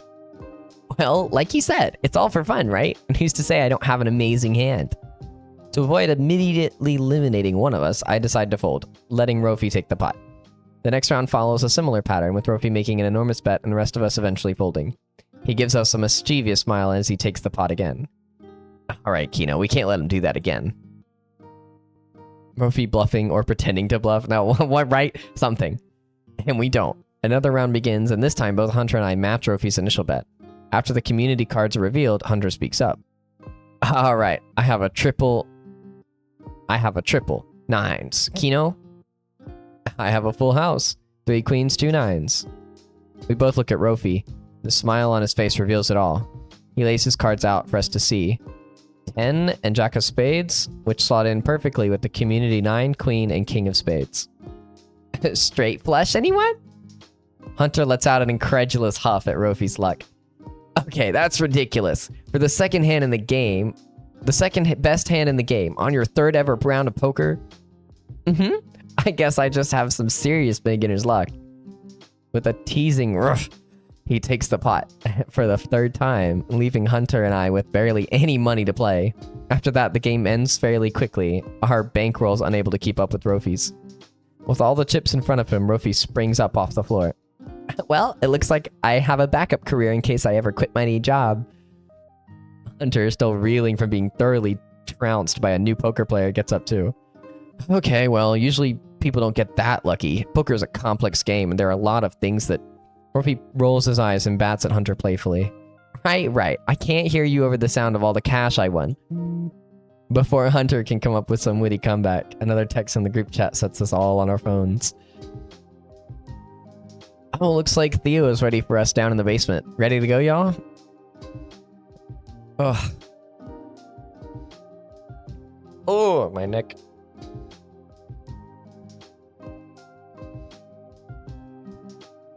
Checkout in progress. Bet somebody is picking up my items, and I'm gonna go anyway. Hi Jay, how you doing? Welcome in. Hope you're doing well. Super ready.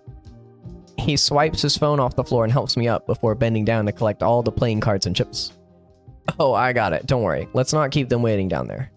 Rofi then drops what he's doing and stands back up, grinning. Don't need to tell me twice. He skips out of the room energetically. Hunter turns to me, clearly exasperated. I still don't think he realizes how lucky he was with that hand.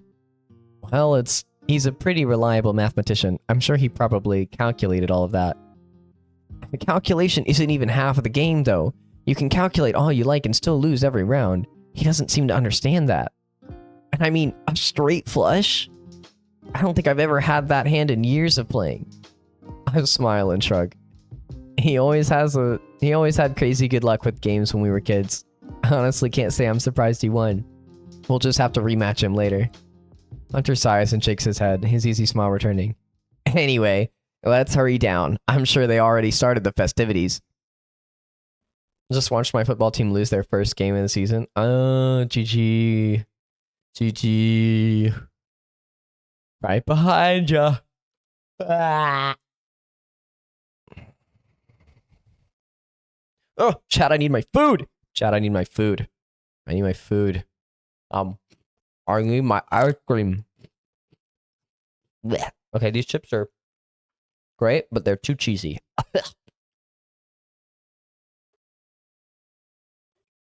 Oh, usually I like them like that, but today, no, it's not hidden right. I want to put them back in the bag, actually. Oh, what's the stuff about it being an exciting day? What happened? Well, if you cannot tell, I have an upgrade. I have an upgrade. Something has changed about my stream that is now better than it was before. So it's very exciting. You can attempt to figure it out yourself, or I can say so, I guess, but like... Can you not hear that he has a new mic? Oh, that's funny. Well, there you go. There's your answer. That's what happened. Oh, man. It's exciting. It's exciting. It's not like, as far as I can tell, I mean, it's not like super drastic difference, but it is noticeably different. How didn't I notice? Awesome. But, yeah.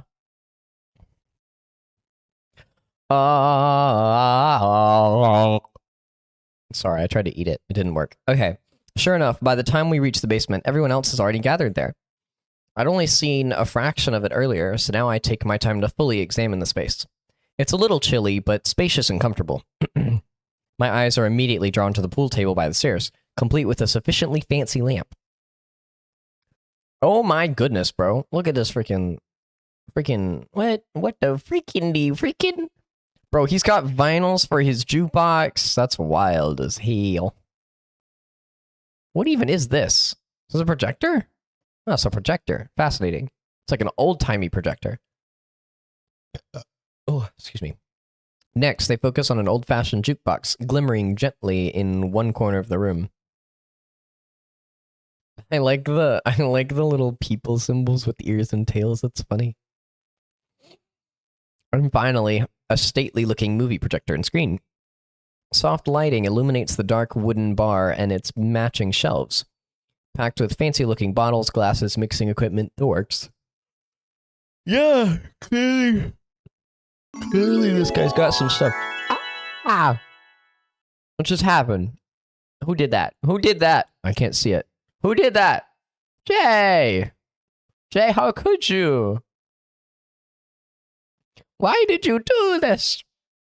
Jay! Thank you for the sub. Oh my god. How dare you? How could you? You crazy individual. Why would you do this? Thank you so much. I really appreciate it. Thank you. I'm glad you're enjoying stream, Goober. Thank you for hanging around so much. Ugh. Mixology is a bit of a hobby of mine, so I like to keep this place well stocked. Theo punches a code into the jukebox, then sets up shop behind the bar, smiling broadly at us. Wow! Ruffy immediately cozies up to the bar, eyes scanning the display with wonder. I can make pretty much whatever you'd like, as long as I've got the ingredients. So, any takers? Ruffy's paw shoots up in the air, as if we were in class. Me! I figured. Well, what do you have? I don't know. You pick. Something sweet, please. Theo blinks in surprise, then laughs. Okay, then. How about an apple teeny? I don't know what that is, but sure. It's a martini, but it's got a sweeter apple flavor. I've never had a martini either, but I'm down to try. Ropey sounds like me, bro. It's like, I don't know. I don't freaking know. I don't drink. Okay, fair enough. Do you prefer gin or vodka? Ropey blinks back at him for a long moment. How's about I just pick for you? Yes, please. He's literally me. I don't know, bro. I don't freaking know. How about the rest of you? Nothing for me, thank you. I'll just have water. Theo nods encouragingly. Sure thing. He's so cute. Now, for real. Hunter's bright eyes flick back and forth between Theo and the array of bottles. Yeah, alright. I'll have a little something as a treat. There's no pressure, of course, if you'd rather not. Nah, I'm down, just, counting calories. Give me a shot of vodka, please. Hey, alright. A true college man. Theo teases, starting to tinker behind the bar. Holly, anything for you? I'd have a mojito if that's okay. If you have the ingredients, I mean. If not, then Dude cuts him off gently, looking over his shoulder with a smile. No trouble at all. Nice and easy to make.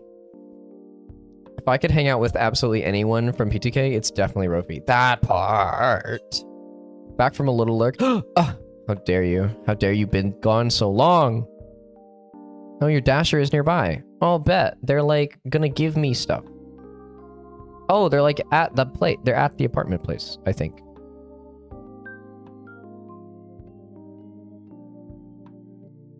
Oh, what are they doing?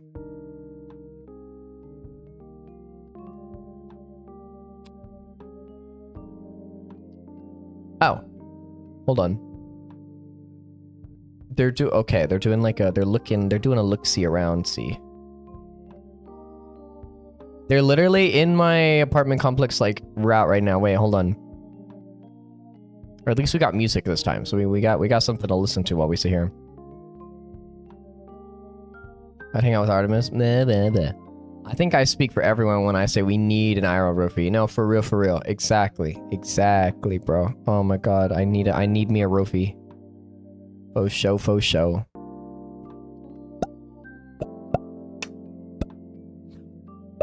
Honestly, I'm considering whether or not to go outside and be like, hi, food over here.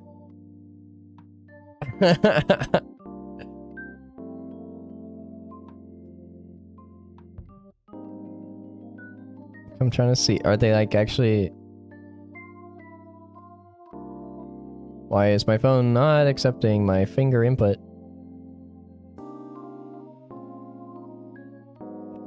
I think my DoorDash app broke. Hold on, I gotta reopen it.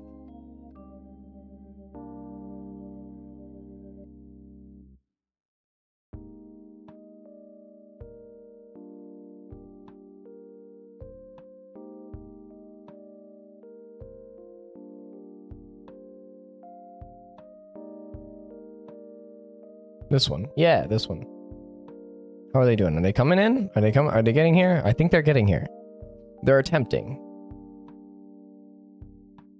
The address...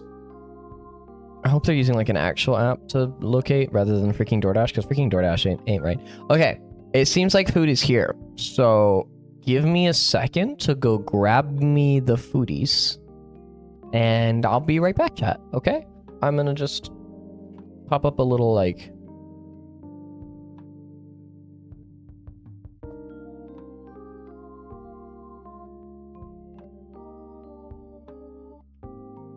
We're just gonna boop.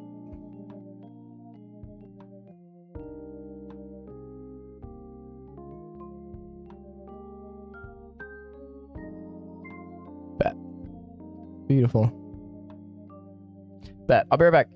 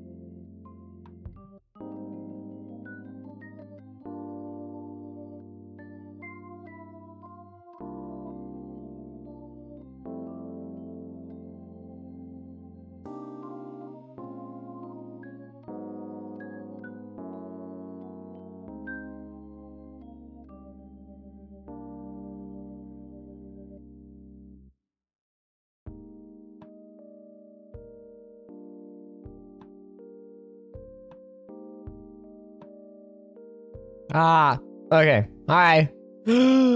Um, how is? Hi. Okay, so I got everything. Everything's here. I ate like 2 spoonfuls of ice cream, but it's kind of soft because, you know, I'd been in transit. So I didn't, I didn't eat like much. I put it in the freezer. I put everything in the freezer, and then I put the ramens in the drawer. I'm making a pizza, so the oven is preheating now. So at some point, I'm gonna rush off to put the pizza in the oven, and then I'm gonna come back, and then I'm gonna rush off again to get the pizza out of the oven and come back. So, let me just set a timer on my phone for like, how long does it take an oven to preheat? Like 10 minutes? 15 minutes? I don't freaking know. I'll put 10 minutes? No, I'm gonna put 15 minutes. So don't check, and then it's not ready, and then I check again. But I don't know, for mine it's like 4 or 5. That's crazy. 5 minutes? That's crazy, y'all. Jeez. I just wait for the beep. Yeah, but like I'm all the way in here, and the oven's way out over there. So like that's okay, y'all. Okay, fine. I will not set it to 15 minutes. I will set it to 5 minutes. My bad. No, not 5 minutes. I'm still gonna set it for 10. I'm still gonna set it for 10 because that's too short a time. We're gonna set it to 10. All right. 10 minutes. Go. Like resume. There we go. Okay. 10-minute timer. We're gonna check it in a bit.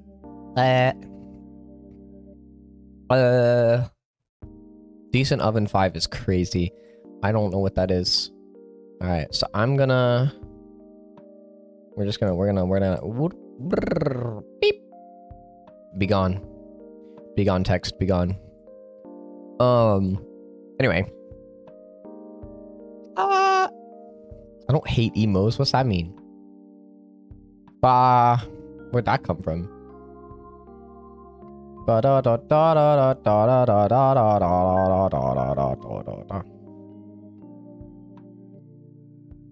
That's crazy. Fascinating. Okay. Ollie nods in gratitude and maneuvers himself onto a bar stool, gracefully draping his tail over the back.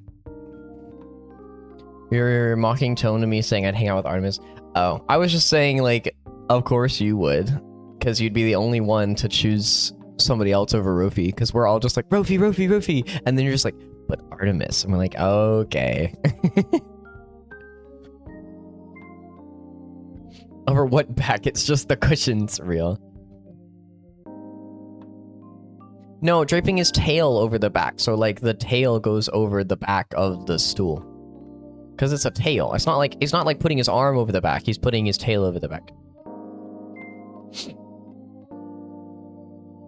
And last, but certainly not least, Theo's eyes meet mine and he grins playfully. What's your poison, Kino? Oh, Jesus Christ. What the freaky deaky? I don't know what. I'm scared. Bro, I'm scared. I don't drink any of these. I don't want to not participate, but I don't know what I'd freaking get. I would want to mix a drink. Not just one of these things.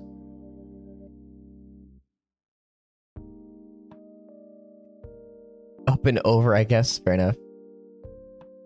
That's freaking crazy, Widow. We haven't even given her the chance. Well, because the other ones are better, okay? The other ones actually were better, okay? I'm sorry. They screamed. The other ones like looked at me and were like, "Hey, I'm interesting and funny," and then the other guys are just like, well, Hunter is just like, and then Blue Jay's just like, "I'm here," and I was just like, okay. I'm gonna go with the Rofi and the Ollie. But now I don't know what button to hit, chat, because I don't want to not participate, but I want just like, I don't know, like I would do like a mixed drink. I don't want to drink nothing straight. I wouldn't want to drink any of these straight, genuinely. Like, genuinely, I wouldn't want to drink a single one of these by themselves. It would have to be a mixed drink. Does it let me, like, choose a mixed drink? Or is it just gonna give me straight up one of these? Like, Artemis is the only one I have decided to not fully play through. I haven't updated to the latest day. Heard. If you have not drank much beer before... If you have not drank much before, beer would be the least offensive if that is not saying much. The sweets? Yikes. I like mixed drinks. I don't like... Beer tastes nasty by itself. I don't like beer. I've only had it a couple times, but it's just gross. Then... It's like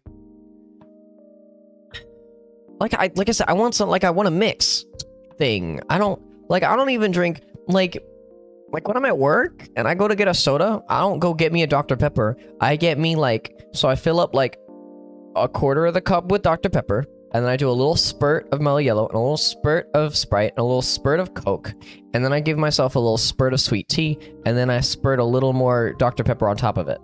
That's what I drink at work. I am a mixed drinker, you know? Like, mixed... I'm a mixer of drinks, even when it's not alcohol. So, it's like, I wouldn't drink any of these just straight.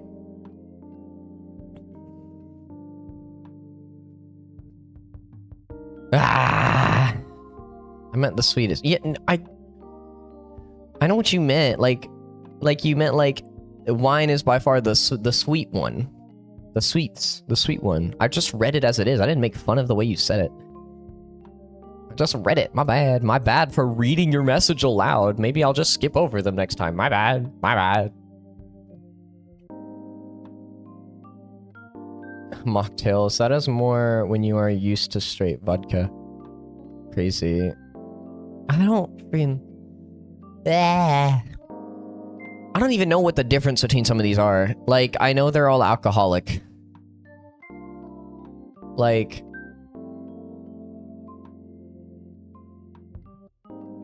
Like, I don't know, bro. I thought, like...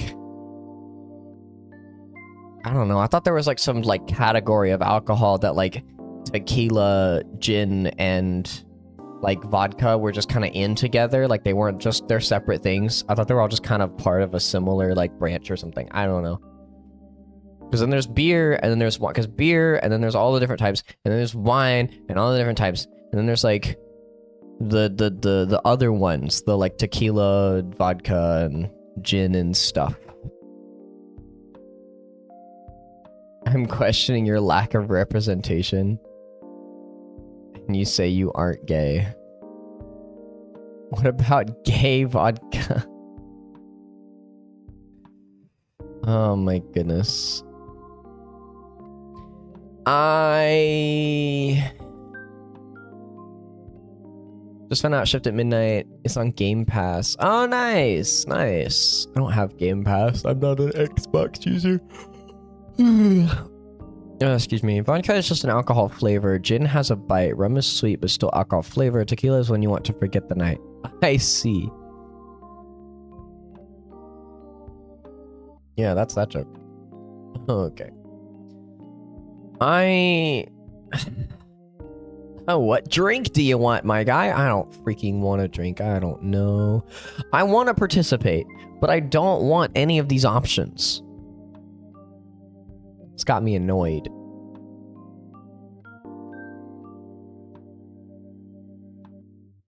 What is like Fireball? What is that in this list? Because that doesn't... None of these sound like they describe Fireball. Because I know of that one. I know that one exists. I've had that in a mixed drink before. What is that one classified as?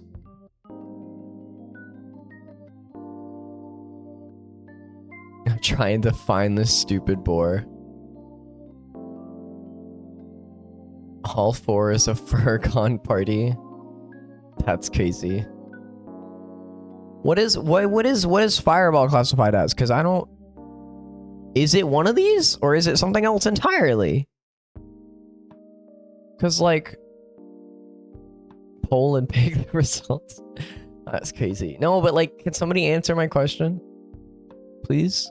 Because I don't understand. It's like, what would Fireball be? Nobody's answering me. 151 rum, Malibu rum, and pineapple juice is there to make and break the night. Fascinating. I don't know what these things mean. It's a vodka base with flavor. Fascinating. So is whiskey like vodka? For the meme. I don't even know what meme you're on about. Jack Sparrow moment. That's crazy. I know pirate though. I freaking...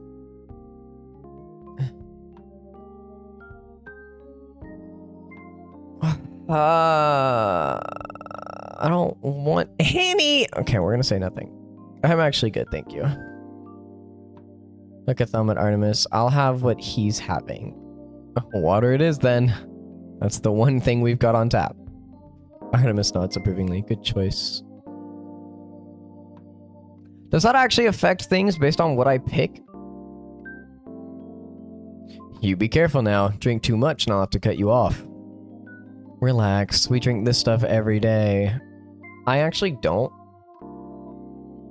Theo tends to everyone's requests quickly, and soon after, everyone settles in with their drinks. The light chatter around me is pleasant. Can't remember the last time I was surrounded by such friendly faces.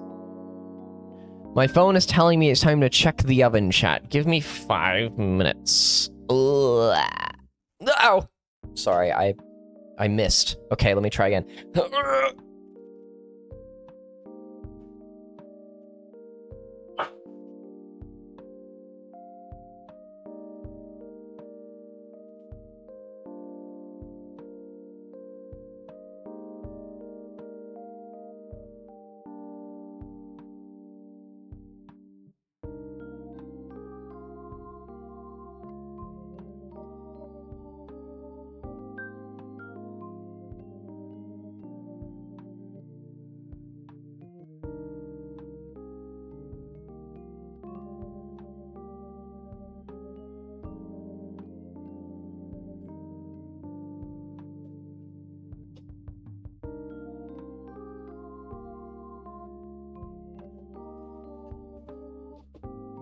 Oh. Okay, pizza is in the oven. Pizza is in the oven. Pizza's in the oven. Okay, so in 15 minutes, I'm gonna get up and go get it. Luckily, this is a game where I can just kind of pause whenever. So it works out. Hey, you know what would go great with this drink? Oh, look at him. He's tipsy. Look at the cutie Cooper. Oh. Look at him! He's so cute! Hi, Satoshi. How you doing?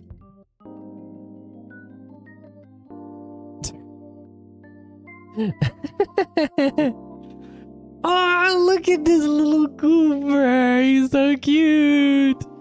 Oh, man. Ruby looks playfully and pointedly at Hunter, the alcohol clearly starting to set in.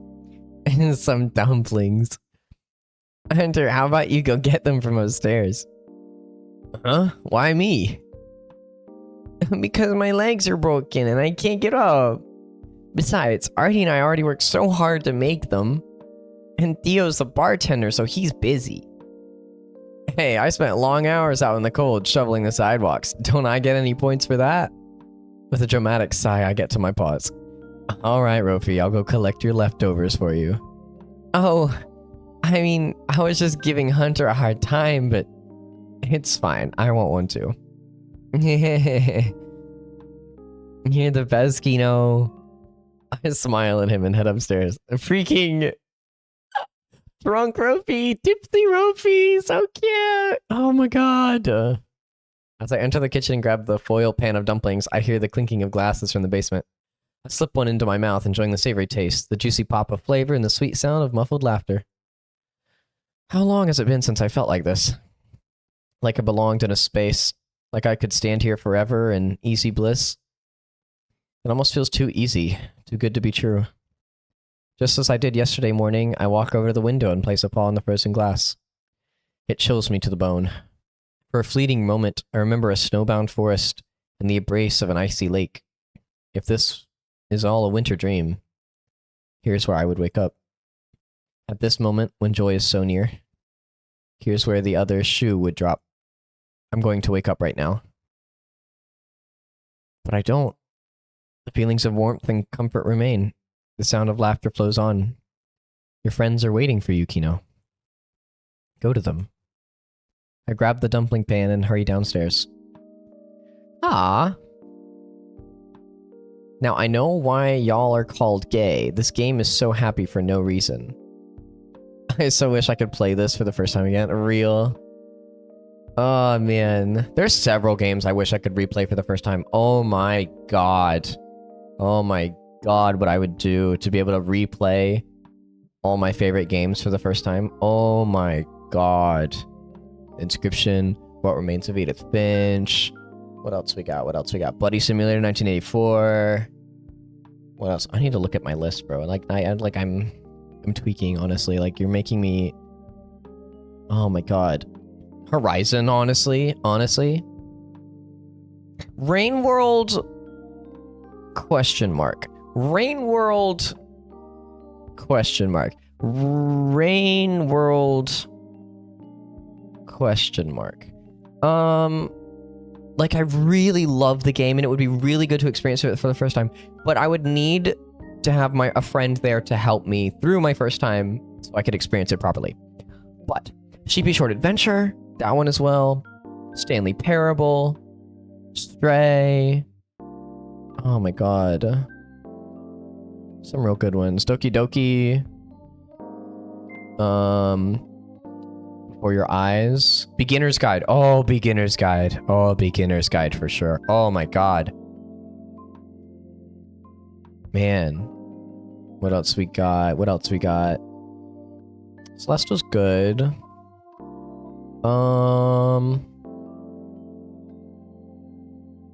Everhood. I would want to do that one from the beginning again. That would be fun.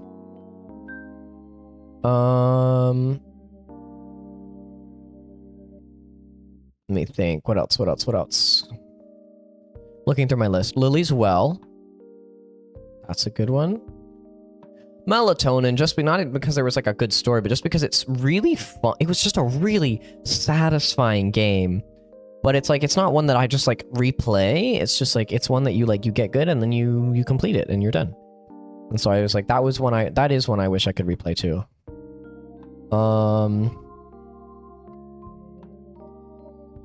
What else?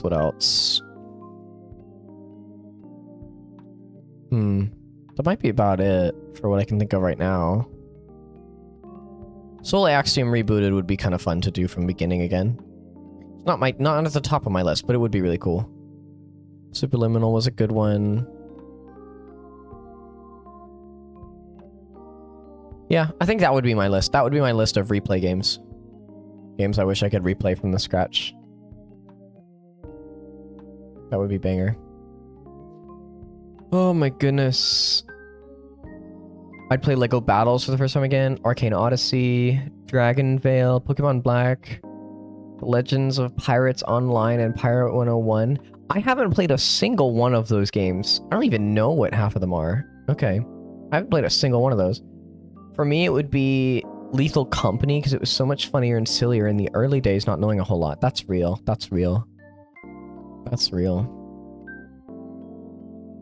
Ugh, I arrived during a lull in conversation. Everyone spread out around the basement. Seems like they've pretty much forgotten about the dumplings. I gently set the pan down on a table and let my gaze wander around the room. Our gracious host Theo, still serving drinks behind the bar, he keeps a diligent but tender eye on his guests. Artemis, cool, calm, and collected, he thumbs through a box of records, one talon resting easily on the top of the softly glowing jukebox. Ollie, soft-spoken yet passionate, his eyes are bright with wonder as he fiddles with the old movie projector. My old friend Rofi, curled up on the couch, a blissful smile on his youthful face. Hunter, sprightly and happy-go-lucky, his dexterous paws are busy setting up the pool table, tongue sticking out in concentration. As I watch them, the joy I feel almost startles me. To think I could feel this strongly after only 2 days. Emboldened by this feeling, my eye keeps returning to one of them in particular. The one I want to spend the rest of the night with. Okay, I was wondering when it was going to be like, okay, this is the moment where you actually pick a route. You know?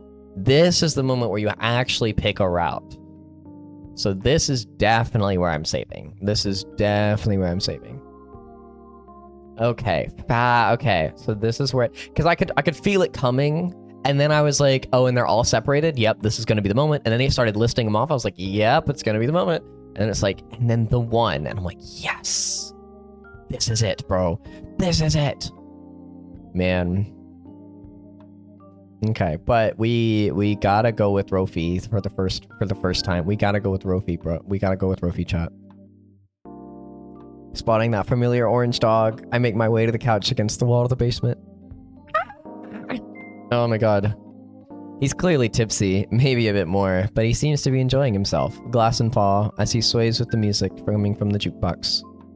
No words are needed as I sit next to him.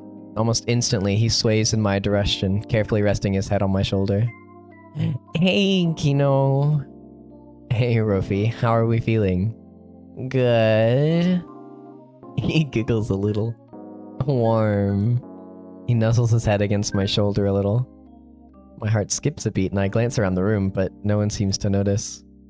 Before I let myself feel any more self-conscious about the situation, I reach a paw and start stroking his head right between his ears.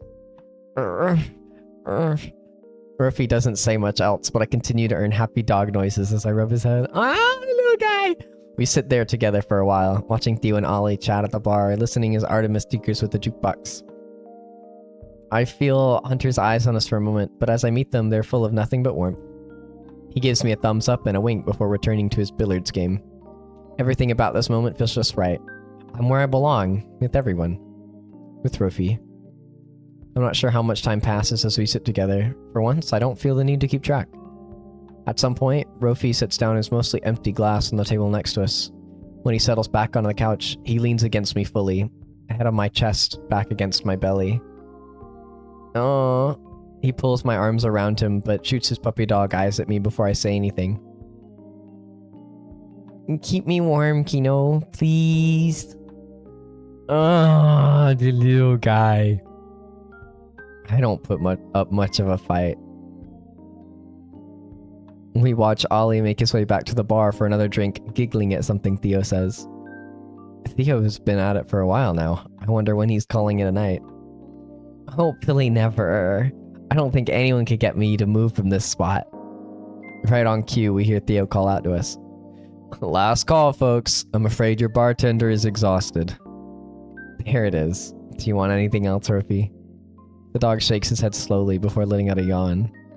I wanna snuggle you. You already are. Then I'm good. Ah, okay. Hunter grabs one last shot at the bar before coming over to join us.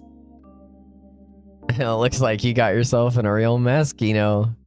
He points at the sleepy dog, basically laying on top of me, and chuckles. He is. What do you mean, basically? He just straight up is laying on top of you. What do you mean? I don't mind, and I doubt he does either. Rofi's eyes fully shut then, and almost instantly I feel his breathing slow down as he drifts off. He's definitely a good cuddler. For a second, the magic of the moment wavers. Have you two... Oh, as buds, yeah.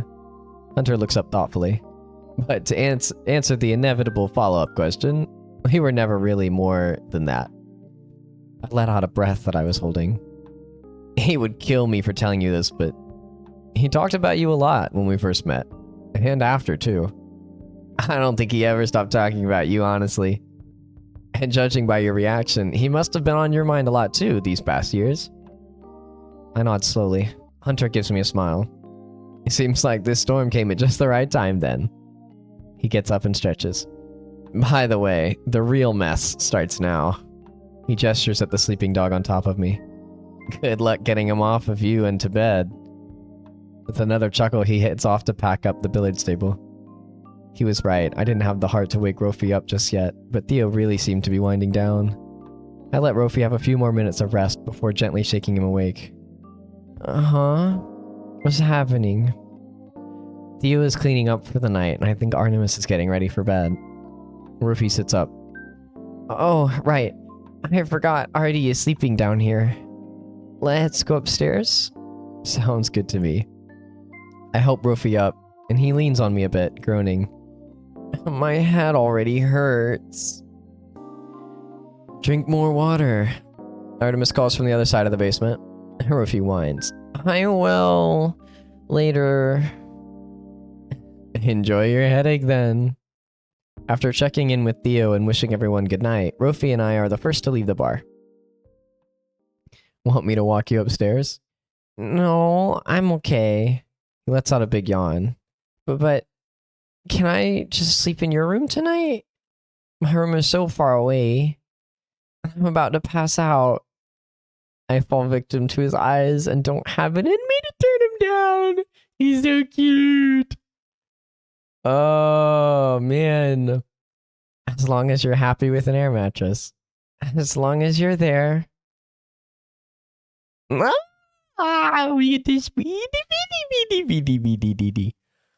I open the door to the den, ushering the dog in and closing it behind us. Rofi flops happily onto the mattress. Excuse me. How's my pizza doing? Oh, I have 1 minute left. But as I stand over the comfortable-looking dog, everything begins to catch up to me. The nervousness and anxiety, the old feelings, everything's felt so natural tonight, but what if... And at that moment, I'm literally pulled out of my doubts by Rofi, his paws tugging my arms toward him. I let myself fall next to him on the mattress. I feel the stress melt away. Rofi buries his snout into my chest. We don't say anything for a while, just enjoying each other's warmth and company. An eternity passes before Rofi mumbles drowsily into my fur. I'm so happy I found you again. His speech slows down with each word as he fights against impending sleep. I miss you, Kino. I missed you too, Rofi. Our words linger in the air as we're both overcome by exhaustion. Aww. And with that, I gotta go get my pizza.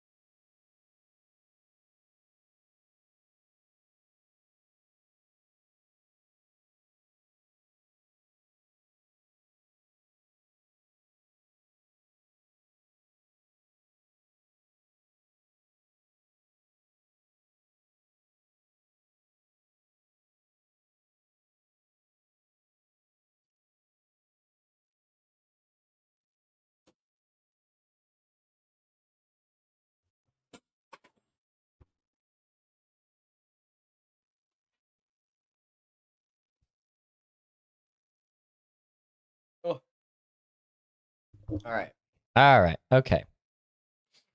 Another full art police game, do it to us. Real? Real? Oh my god. Okay, I have a pizza now, but it's too hot for me to eat right away. So I'm gonna let it sit and scooch it so I can put my arm on the... Okay. For the first time in a very long time, there's no place I'd rather be than where I am. Oh. Come on, Kino. Walk faster. Okay, okay, I'm coming. Oh! Oh, is this when we were kids? Hurry, we gotta get back to school soon. Are your parents already on the way? Murphy checks his phone. Not yet, I don't think so. He holds up a plastic bag. But we have to eat these before they melt. I know, let's find somewhere to sit. Murphy breaks into a light jog and I follow him. Before long, we find an empty bench under the tree in the town square and sit together. Oh, he's so cute. Oh, he's so cute. Oh my god, he's so cute, bro. Oh, he's so cute. Look at him. Oh my god, he's so... Oh, he's so freaking cute. Yeah, finally. I haven't had anything sugary to eat in forever. I'm able to squeeze out a response between my labored breaths. Couldn't you say that the math team was meeting for a little longer today? I would have, but I feel like my mom and dad are catching on. We used that excuse a while back, remember? At the beginning of middle school came the greatest scheme Rofi ever crafted. A math team. A cover that let the orange dog stay after school, safe from the watchful eyes of his parents. Technically, he wasn't lying to his parents. He was on the team, of course, and the team did have practices every Tuesday. What they didn't know was that the practices was What they didn't know was that practices only went for an hour. He managed to convince them that it was 2, giving us a little time together after the real meeting finished. No, I forgot. I'm having trouble remembering all the silly excuses you make up to get away from your parents. I ruffle my paw through his hair gently. He giggles and hands me one of the 2 ice cream sandwiches sitting in the bag. Not that I'm opposed to this arrangement, of course. We never had time to hang out together outside of school before. Now that we started middle school, though, I look over at Rofi as he unwraps his own treat, his excitement palpable. He looks back at me, angling his head a little. Kino, open yours. I want to try the mystery flavor at the same time as you. I blink and direct my attention to the cold snack in my paws, quickly peeling back the wrapper. Okay, 1, 2, on 3 we both take big bites of our ice cream sandwiches. Rofi immediately lets out a whine. Cold! A silly dog. He knows his teeth are sensitive, but he always insists on getting something cold and sweet when we hang out. The ice cream itself tastes like some kind of fruit. Maybe apple?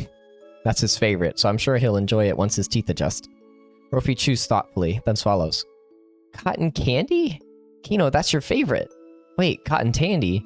Mine tastes like apples. We stare at each other's sandwiches. They both look pink, certainly, but the shades seem to be different. But they always stock the same mystery flavor, unless they messed up today. Murphy gives me a grin and holds out his sandwich, now starting to drip. Trade? I know you'll like this one better, and you'll enjoy mine more than I will. Here. We make the swap and continue eating. Must have been fate. We both got what we wanted. Fate? I didn't know you believed in that. Well, kinda. He checks his watch quickly, then takes another bite. Seems like we still have a little more time. I don't think that everything has already been predetermined for us. That'd be boring, right? I nod, letting his words wash over me. But I feel like some things are meant to happen.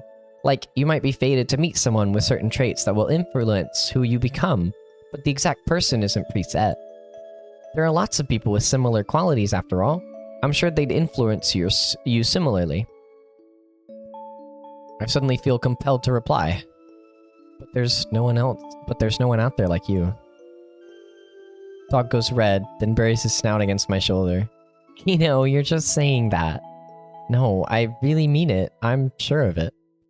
Ruffy lets out a few whines, then rubs his face further into my fur. I think you're pretty special too, Kino. He gives me an affectionate lick. Having finished our treats, we relax on the bench together for a moment.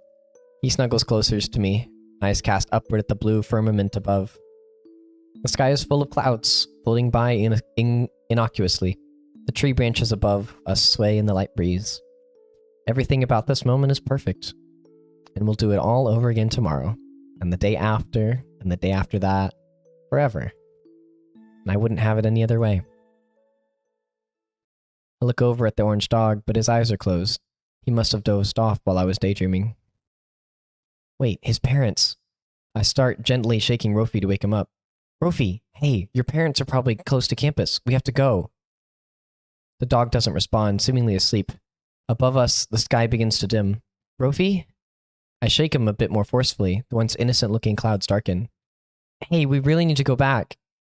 A raindrop lands on my nose, followed by another. In the distance, thunder booms, startling me. Ah! What happened? And Rofi, it seems. Enough to wake him up, at least. How did it start raining so suddenly? I don't know, but we gotta get back to school. I'm sure your parents are waiting already. Rofi scrambles to check his phone. Crap. We both spring to our paws. I reach out to grab the plastic bag of sweets, but the cackling wind tears it away from me. Rofi watches as it spirals off into the sky. Rofi? The dog doesn't reply, eyes fixed on something far away. Kino? In that moment, a flash of light strikes the tree above us. One of its branches splinters off, heading directly for Rofi. Rofi! Rofi, look out! I do the only thing I can think of, and leap to shield the dog. I tackle him to the ground, squeezing him tight. We hit the ground like a sack of bricks, his form strangely liquid beneath mine. His fur feels coarse against my own. Close my eyes and brace for impact.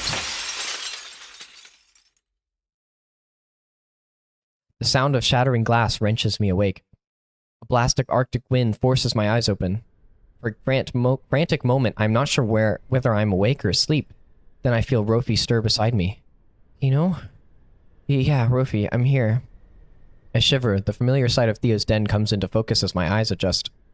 With one notable difference. Without thinking, I stumble to my paws and lurch over to the window. Fallen tree branch proceeds into the room like a splinter A fallen tree branch protrudes into the room like a splinter stuck into flesh. Why was that so hard to say?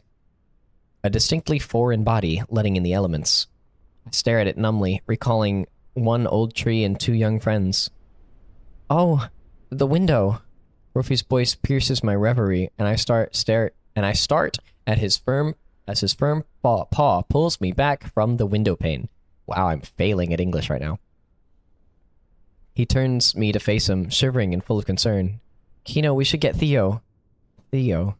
Right. Come on. Rofi darts towards the door, pulling me along with him. Flashes of memory as we run through the house. The back of his orange head, chasing him, always lagging behind. We tear up the stairwell in hurried silence and run right up to Theo's door. Theo? Be right there. We hear his voice from inside, gruff from sleep, and then the rustle of blankets. In just a few moments, he opens the door. What's wrong?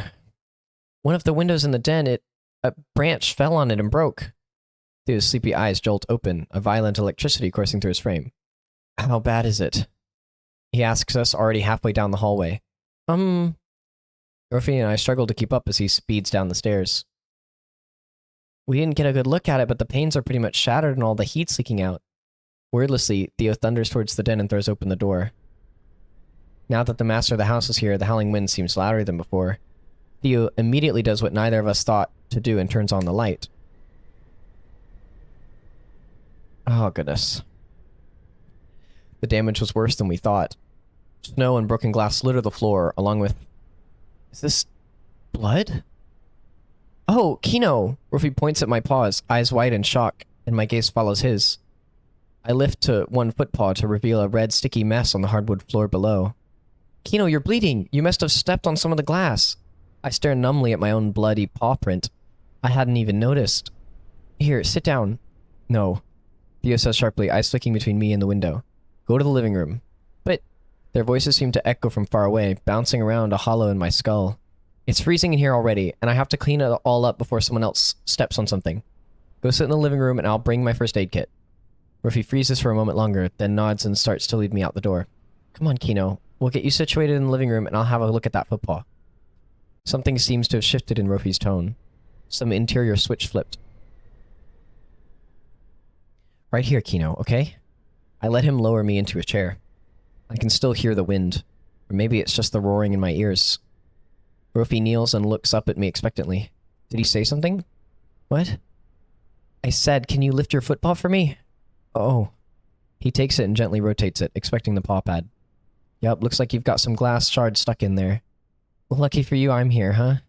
He looks up at me with a nervous smile. Now, it's been a while since I did anything like this.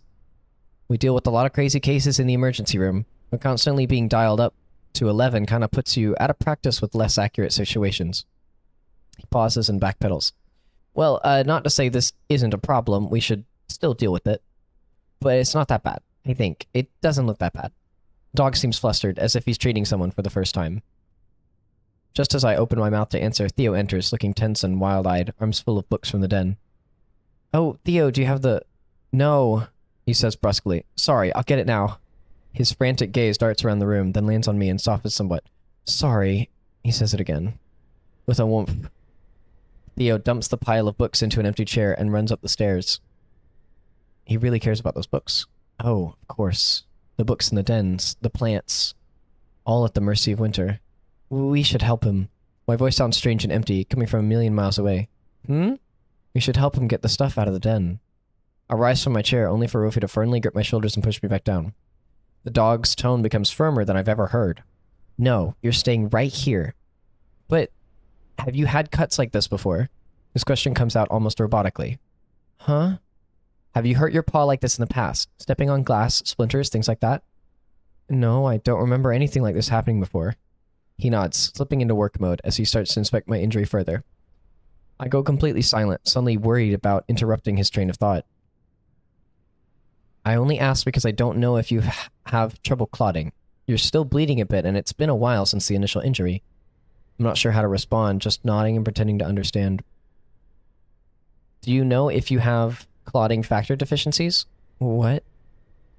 He looks up, expression unreadable, then rephrases his question. Do you know if you bleed easily or take a long time to stop bleeding?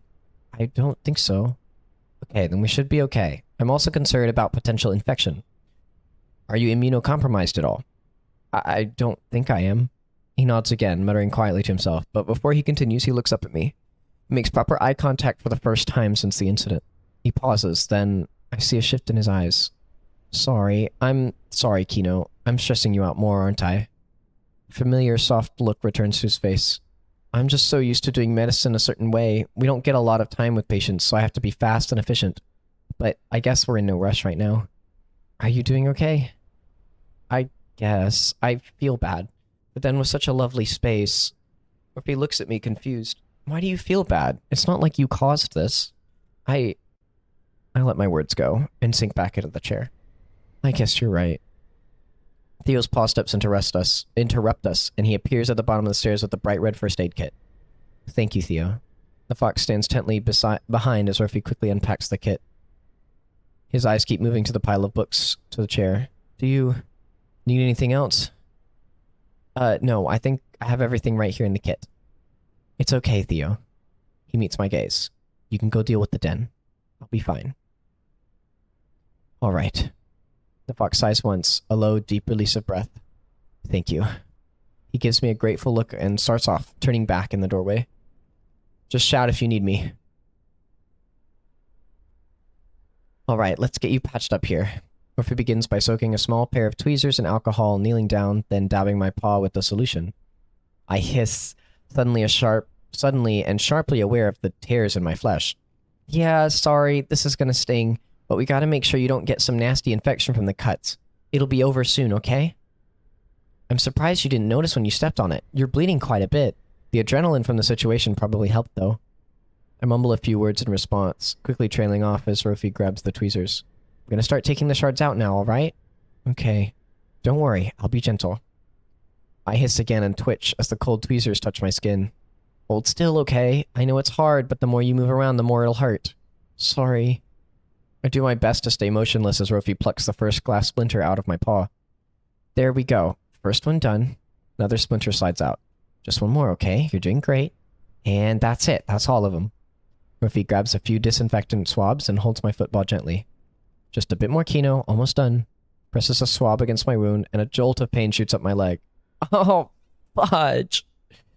I pull my leg back a little, accidentally kicking his snout. Ow! Dog falls onto his back. Oh, frick, sorry, Rufy. I lean forward to help him up, but he holds his paw out. No, it's fine. Just stay there. I'm okay. He sits back up, rubbing his snout, face slipping back into focused concentration. We're nearly there, I promise. Prepared for the pain this time, I don't move or hiss when Rufy takes the alcohol swab to my injuries again. He wipes them over a few times, then starts unwrapping a band-aid from the kit. Let me just patch these up, and you'll be good to go. Theo emerges once more from the neighboring hallway. This time he's carrying a familiar travel bag. Here, Kino, I brought your things. Noticing my blank expression, he elaborates. I'm really sorry, but it's going to take me a while to fix up the den, and I'm not sure I can keep it insulated given the state of the window. If you like, I can bring your air mattress in here and set it up in front of the fire, or you can take one of the couches. Oh, of course, I'll have to move rooms. Again. A low, sarcastic chuckle escapes me before I can stop it. Seems like my bad luck followed me to Theo's. You can stay in my room, Rufy offers without hesitation. Then at least you'll have some privacy. He stands and offers me his paw. Here, I'll help you carry stuff up. Okay. Thanks, Rufy. Of course. Theo, I'll get the Kino situated. Just let me know if you need more help, okay? Theo nods. Likewise. Now, if you'll excuse me. He heads to a nearby closet and grabs a broom and dustpan. Come on, Kino. Let's head up. I'm gonna take a bite of this pizza because I haven't done that yet. I've not stopped reading. Okay. Oh.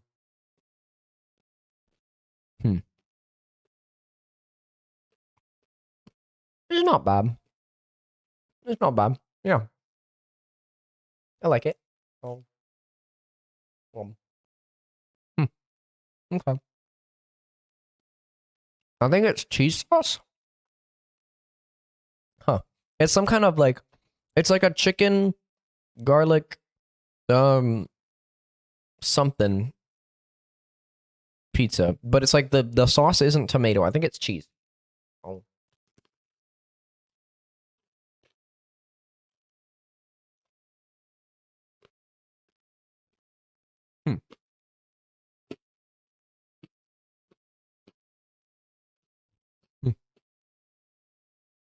Tastes pretty nice though. Um. Um.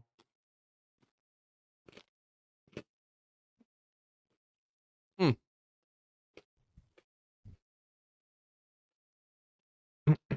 Mm-mm-mm. Ooh, we've hit a really intense part of the story, bro. Ooh. Hola, Gabriela. How you doing, silly? Excuse me. I drank my soda wrong. That's okay. We good. Now that I have headphones, you really do sound much different. Real? Wait till you hear me. God dang it, sorry. Wait till you hear me in like Discord or something. We'll see how it sounds then as well. But alright. Anyway. Bye. Man oh man. With Rofi's help, I managed to get most of my things upstairs in one trip. The dog insists on carrying more than me on account of my bandaged football. My god, sorry, my throat is like dying now. It's okay. We slip into Rofi's guest room and he shuts the door behind us. Rofy and I safely unload my things in the corner of a room. Dog lets out a big sigh and checks his phone. Gosh, and it's still so early too. Rofy turns the device to me. 4:30. Yeah, that's... You know, I will still be awake by then.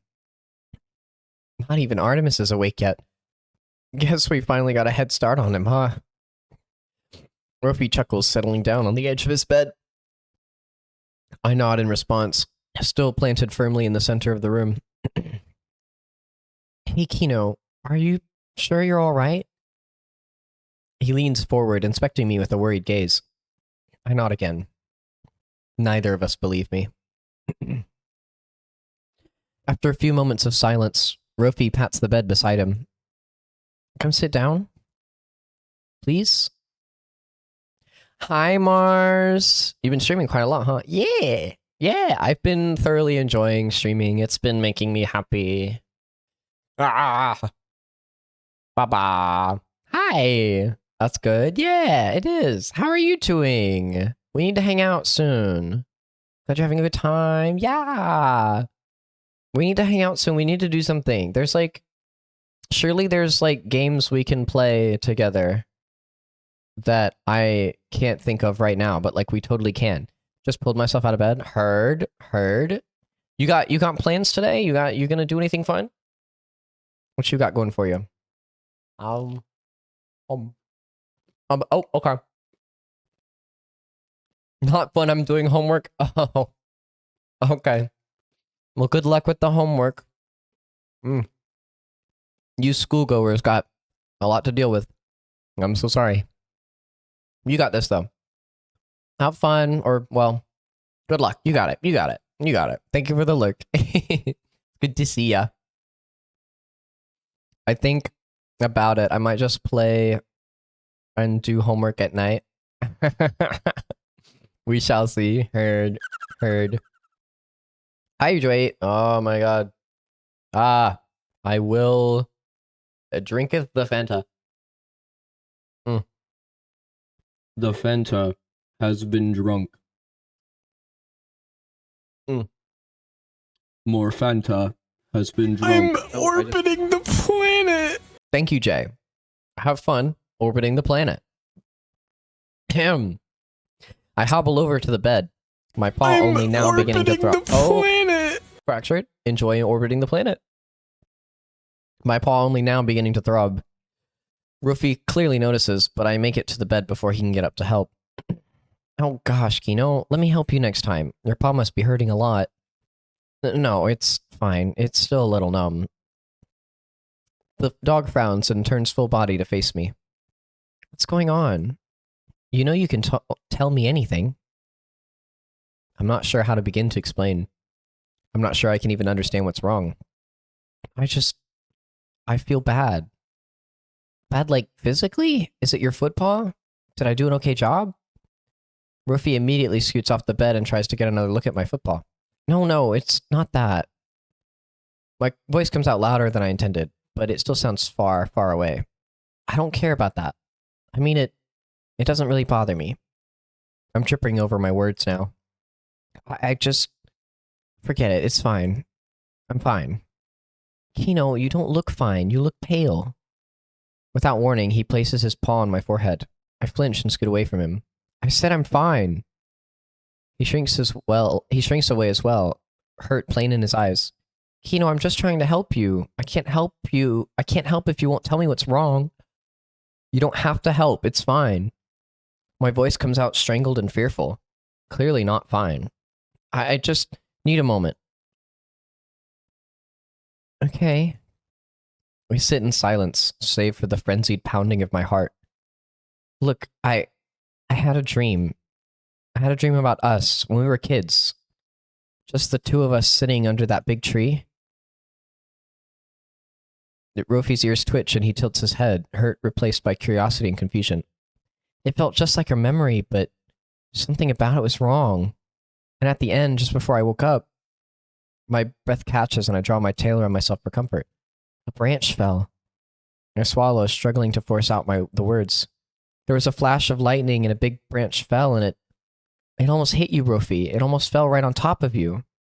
I tackled you to get you out of the way, and then I finally meet his eyes. The memory of shattered glass resounds in my ears. And then you woke up and the branch had broken the window. Rofi finishes my thought. I nod, pulling my knees up onto the bed and stuffing my face into them. It was just a dream, though. Rofi sits down beside me once again. Look, I'm fine. Not flattened by a giant tree branch. I'm just as three-dimensional as ever. My brain knows he's right, but my body won't listen. I want to return his smile, but my face just won't. He takes a second to think. I'm sorry that happened to you, though. Let me know how I can best comfort you, okay? I can recommend some resources that I hear him slip back into that medical voice I heard earlier. He seems to notice too. Sorry, I'm doing it again, aren't I? It's okay. I know this is just how you were trained. The dog lets out a sharp, low bark of laughter and buries his face in his paws for a second. Honestly, I wasn't trained for this. If someone's struggles aren't physical, I'd just consult psychiatry or therapy and pass them on to those departments. We're encouraged to empathize with our patients, but we're constantly walking a thin line between that and our own personal boundaries. It just doesn't make sense. Sharing some lengthy anecdote with some to empathize with them if we only have 5 minutes together in the exam room, especially if I'll never see them again, and when I have 4 other patients who need me. He lets out a sigh, then looks back up to meet my gaze. This situation is different, though. I know you. I have a personal connection to you. You're not just a patient. You're a friend. And I should operate with that in mind. Sorry, I'm rambling here. What I mean to say is, I know how you feel, honestly. Honest. I know how real dreams can feel. Sometimes more real than being awake. His voice falters slightly, weighed down by dreams of his own. So like I was playing something while having a stream up, but it's been so locked in. But I'm so knocked in. Yeah. God, I love this one. Hi, Banana. I hope you're doing well. And I'm here for you. If you ever want to talk more about your dreams, okay? My ears are always open for you. The last of the medical voice fades away, leaving only Rofi, my old friend and companion. Can I give you a hug? Would that be okay? I focus on my breathing and consider his offer. I nod. Rofi carefully helps me out of my curled up position, one tangled limb at a time, and swaddles me in his warm fur. I feel his heart beating softly, by vibrating through his chest and against my cheek. My own heartbeat slows a little, perhaps comforted by the presence of another. He rubs one of my arms slowly, up and down in a soothing rhythm. In the span of minutes, I can feel my stomach settle. The crushing feeling in my chest begins to ease. I'm meh in pain. Oh, I'm sorry to hear that. I hope you get better soon. Oh, wah wah.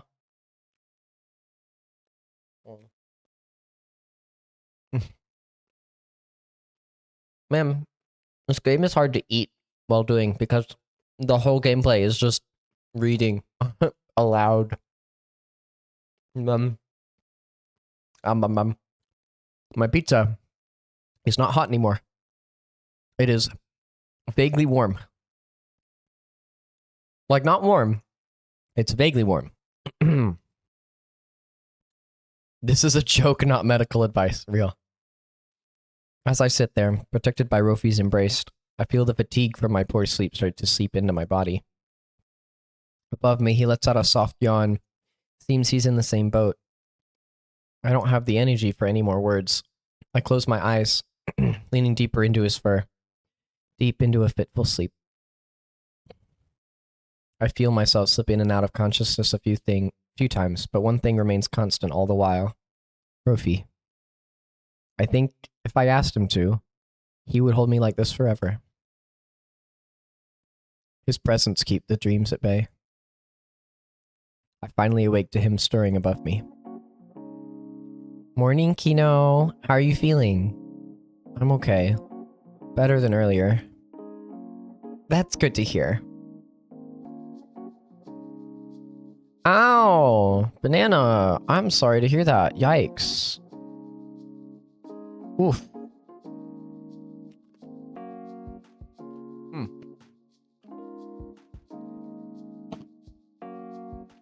I cannot imagine.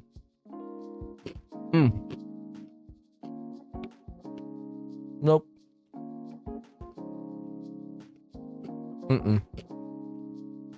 I have a very low pain tolerance, so I would just die if something like that happened. He looks down and notices his arms still around me. Sorry, I didn't mean to. My stomach leaps at the sight of his flushed face, so close to my own. You don't have to apologize, you know. I like having you close. It's what I needed last night. Or this morning, or whatever you want to call it. Rofi giggles, giving me a gentle squeeze, then rolls his head a little. I'm pretty stiff too. Turns out sleeping upright, even against a soft dog, isn't the best position for your neck. Do you know what time it is? The dog looks over to his phone, sitting on the desk. It's almost 11. I wonder how everyone is doing down there. Want to go check on them? Do you feel ready for company? Because we can stay here for a while longer if you want. No, that's okay. I don't want to stay in bed all day. Even if it is with you. Okay, we can grab the rest of your stuff too, and bring it up here. How exciting. I haven't had a roommate since freshman year of college. I can hear him force some level of cheer into his voice. Even in a time like this, he finds the energy to lift others up. He gives me another arm rub, then slowly gets up, letting go of me. I'm sorry. I'm sorry, Banana. You got this. You got this. You can heal. You got this. You heal. You eat. You drink. You sing. You heal. You know? You know? Mm-hmm. Mm-hmm. Nom, nom, nom. Hmm.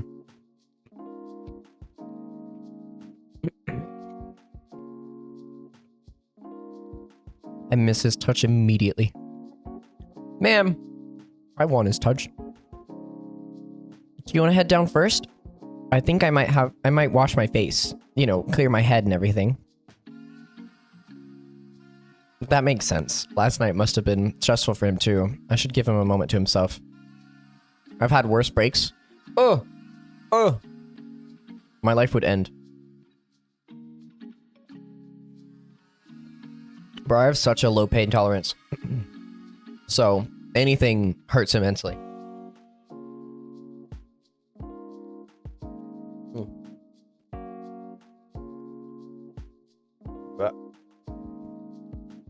The one uncooked piece of cheese. Well.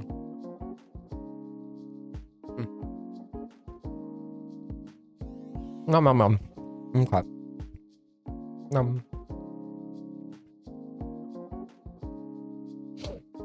As long as your foot paw is alright. No, it's fine. I'll see you down there, okay? Or if he gives me a thumbs up and I take my leave. Instantly missing someone's touch when you're done hugging. Real. Oh.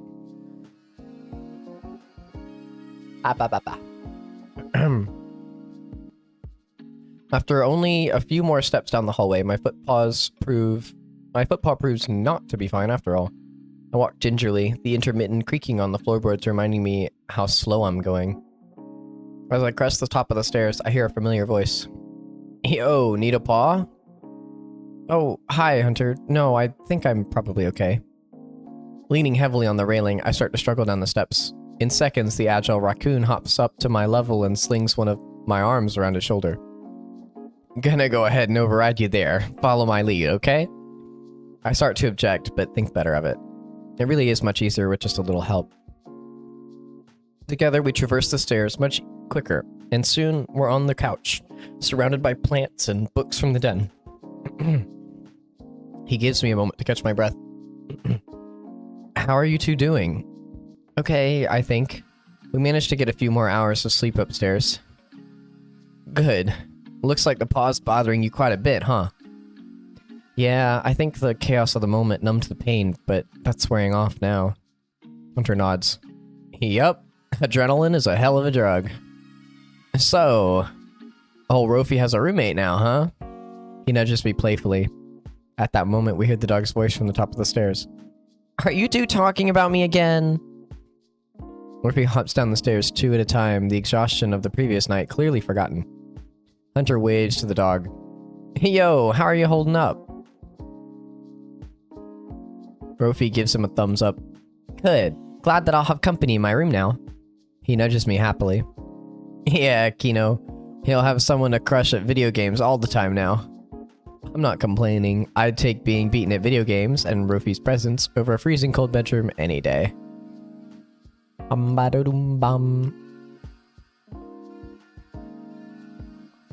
How do you fracture an eye socket? Yikes. I don't even want to consider. No. I'm moving on. It's not like I had much of a choice anyway. Hey, I'm sure Kino will catch up eventually. Yeah, I'm sure. Anyway, I was just telling Kino how much of a wild animal you were in the dorms. The dog rolls his eyes. Yeah, you know me. Always drinking and partying and doing crazy things. Hunter chuckles. What are y'all up to now? We thought it would be good to make an appearance. Let folks know we're okay. I also think I left some things down here that I'll need later. Oh. Hunter reaches behind a potted plant that's sitting on the couch and pulls out a small wooden container. Theo put everything else in here for you. Sure enough, my phone charger and toiletries were sitting neatly in the box. Oh, hi, Kibo. How you doing? This game looks cute. Yeah, it's really cute. Oh my god. I'm loving it so far. Banana, stop injuring yourself. It's bad for you, I think. How is he? Theo, I mean. Hunter considers for a moment, then gestures around at the collection of odd items from the den. Busy, mostly. He's in there fixing things up right now. I offered to help, but... Raccoon shakes his head, looking a bit somber. For whatever reason, he really wants to do it himself. Basically pushed me out of the room. He runs a paw through his hair and looks down at his knees. I realize I haven't known him that long, but it's still a bit jarring to see him so upset. I think back to Theo's reaction last night. Hunter was right. It was scary, seeing him slip out of his calm, self-assured nature into the frantic fox he was earlier today. I'm trying to strike a bit of a balance, you know? I don't want to hover around him, but I want to be available when he needs help. And he will, eventually. That tree branch is just too big for one person to deal with. Where are the other two? How are they doing? Well, believe it or not, Ollie is still asleep. Artie asked us not to wake him. No point getting him all worked up about this. As for Artie, he took off for his apartment a bit ago. He said something about repair materials and was out the door before I could quiz him. I thought about going after him, but Hunter looks at the two of us a bit sheepishly. I wanted to stay here and update you guys when you came down. I don't know, it felt like the right thing to do. Wanted to make sure you were all right, too. Murphy walks over to his seat on the couch and gives him a big hug from behind. Thanks, Hunter. We really appreciate it. Of course. The big guy perks up immediately at Rofi's hug, giving the dog an affectionate pat on the shoulder. I don't know how long fixing the den will take, so it's great that you two can share a room. Rofi and I share a smile. He was so quick to offer it too, without a second thought. Anyway, Hunter slides his phone out of his pocket and rises to his paws. It's been 15 minutes, so I'm due to ask Theo if he needs help again. He'll break down eventually. I instinctively reach for my phone and check the time, but quickly realize that it's dead. Ooh, I gotta go charge this thing. I stand up, only to be greeted by a flash of pain from my paw. I hiss sharply and half fall back onto the couch, both Rofi and Hunter jumping up to help me. Oh, hey, careful! Here, let me charge it for you. He grabs my charger from Theo's carefully packed box, but as he holds it out, Rofi darts in front of him, snatching the cable almost aggressively from his paws. No, I got it, don't worry. Hunter and I share a look as Rofi hands me the cable with a smile. There's an outlet right next to the couch if you reach around. Though the dog is clearly concerned about my pain, I can tell there's something else driving him too. Protectiveness, maybe? Hunter wipes the surprise off his face, his normal smile returning. Okay then. Looks like y'all have this under control. Guess my updates for you guys are all done. I'm off to bother Theo. Catch you later. Fascinating. Helldivers, heard. Sorry, I'm like locked in. This game is great. Was it possessiveness? No, I said protectiveness. I was right. Shut up. The raccoon waves, then hops out of the room, leaving just Rofi and me. Hey, Rofi, you okay? Huh? What do you mean? Well, you seemed really eager to hand me my cable. Oh, that was nothing. You're my patient, right? So I should be taking care of you. Sure. Anyway, we should also grab the air mattress and move it to your room for tonight. I try to get up, leaning on just my good paw, only making a step towards the mattress next to the couch before Rofi interjects. Oh, I figured we'd just share my bed. Oh. I'm not sure why that didn't occur to me, given our setup last night and our nap this morning. If, that's okay with you. I can't help but smile at his hesitation. Of course. I guess we should deflate the mattress then. He still switches behind him. Yeah, I can do that. Just sit back. Oh god, I freaking love Rofi roll. Like, the real, he's so cute. Oh my god. Also, hi Cyclone, welcome in. Real, I hope you enjoy the stream. He quickly finds the release valve for the air mattress, and in no time at all, he has it folded up neatly on the couch. I want to share this, but no, that part. Ah, man. This little goober. I love him. What to do now? Oh, hey, we haven't eaten yet. Want me to throw something together from the fridge? That sounds good. Ah, the music returns. Before long, Rofi and I are eating together in the kitchen. After a few bites, he lets out a huge yawn. Oh gosh, I really need more sleep tonight. The blankets Theo gave me were so warm, cozy, and comfy. The dog trails off, almost already lost in a daydream. Someone's awfully excited to sleep. Well, you weren't the one who slept that poorly. Rofi drops his energetic facade for a moment, long enough for me to pry. Sorry, was last night really bad for you? He rubs his eyes with both paws. To be honest, I kept waking up. I had just settled down for the third or fourth time when the branch fell. Oh, yikes. Was it me? Did I roll around too much? Rofi laughed softly, paws still covering his eyes. No, it wasn't you. If anything, it was nice to have you there when I woke up. It was just my brain being a little mean with my dreams. Him too, huh? Do you want to talk about it?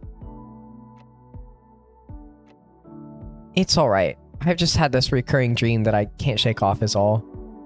Doesn't look like he'll offer much more than that, at least right now. That sucks, Rofi. I'm sorry. I put my paw on his shoulder. Let me know if you do want to talk about it, okay? I feel like it's only fair that I return the favor. The dog nods quietly. I let the conversation settle, and for the first time since reuniting, he doesn't pick it back up for a good while. We continue eating in silence. I hope tonight is a little kinder to him. I lose track of time, sitting there with Rofi. Then finally, I speak up. Hey, I think you'd find part of my dream last night fun. Yeah? What happened? Well, remember middle school math team? His eyes grow wide. I clearly just unlocked some deep memory of his. I knew that would get him excited. And we get snacks all the time? How could I forget? Yeah, I basically dreamed up a retelling of that. We went to the great tree at the town square, ate some sweets, did some cloud gazing. My storytelling takes me back to the fuzzy warmth of my dream briefly. It was just really nice. It's the first time I've dreamt of that in years. That does sound nice. What did we eat? I spent some time recounting the dream for him. His little giggles and commentary compliment my storytelling. Wait, my parents were already on campus? Yeah, it was crazy. I don't think I ever cut it that close back then. There were certainly some close calls though, all for just a few after-school treats. Tuesdays are my favorite day of the week because of them. The dog sits up, finished with his food. I'd love to just go back in time, to just sit around with you and review snacks like we used to. That does sound like fun. Honestly, any distraction would be good at this point. Cabin fever? A little, yeah. I think this morning kind of exacerbated it a bit. The dog nods thoughtfully, then his ears perk as he remembers something. Wait, Theo has a ton of snacks. He jumps out of his chair, making his way to a cupboard. I can practically see the gears in his head turning as he browses the selection. He turns around and sticks his tongue out at me. Can I pick some this time? You always got to choose when we were younger. Sure, but it won't be much of a surprise, will it? It's just Theo's snack collection. You're right. I know. Give me a few minutes to plan. I smile, watching the dog whip out his phone, typing furiously. Cover your eyes, okay? No peeking. I sigh and cover my eyes with my paws. I hear some galloping past me, up and down the stairs, accompanied by the sound of bags and plastic wrappers. The microwave door opens and gets shut. At one point I hear a second set of steps come from the basement, but they don't enter the kitchen. Okay, ready? Open your eyes. As I uncover my face, I'm greeted with an impressive spread of chips, sodas, and other small bites sitting on the dining table. How did you find this much food in that cabinet? No questions while the magician does his work, please. He hops over to the microwave and presses the button on the microwave before finally rejoining me at the table. So, got any afternoon plans? I look up at the ceiling, pretending to think for a moment, just to tease him. I can see a raised eyebrow in my peripheral vision. Then I smile. Nope, looks like my afternoon is all clear. The dog scoffs, ruffling his paw through my hair. Then I start to hear popping from the microwave. Popcorn? What, we're watching a movie? I see the dogs light up as I seemingly guess correctly. Oh, of course, the projector downstairs. I figured we could both use a relaxing afternoon. What better way to wind down than a movie date? A date, huh? I didn't even get a proper ask. Murphy giggles and hops out of his seat. He kneels down, then takes my paw of his. Fine, fine. Kino, would you like to go on a date with me? He shoots me the most potent set of puppy dog eyes. I can't keep him kneeling for too long, so I give up the facade quickly. Of course. He hops up energetically, pulling me up with him. My chair creaks as I get up, and the sound almost echoes around the kitchen. I'm surprised at how quiet the house is, especially given all that happened this morning. All I can hear is the low humming of the microwave. This game will kill me. No, I'm so excited. My heart. Date? Yeah, that part. Like, they just agreed so fast, bro. They're just like, yeah, we're doing this. But like, so real. Wait, Rofi, the microwave. Rofi's ears perk up. Ah, dang. He whips around and steps quickly toward the microwave, stopping it before any more damage is done. As he opens the door, the smell of burnt popcorn begins to waft into the kitchen. We wish we had friends like Rofi. That part. He grabs the bag, shakes it a little, then tears it open gently. He reels back as a little puff of smoke hits him in the face. He shakes his head, then gives me a sheepish look. That's the only bag of popcorn I could find. Hey, that's alright. I'm sure it's still edible. I reach a paw into the bag and pop a piece in my mouth. Wow, that's burnt. Yeah, it's not that bad. That cheers Rofi up a little. Yay! He grabs as many snacks as he can in his arms, then nods towards the basement. Your movie date awaits. Bog of popcorn. No, exactly. I can't. Bog of popcorn. He said date. Yeah, they said date. Did you not hear him say date the first time? He literally said, will you go on a movie date with me? He said yes. Like, he literally... Did you not see that?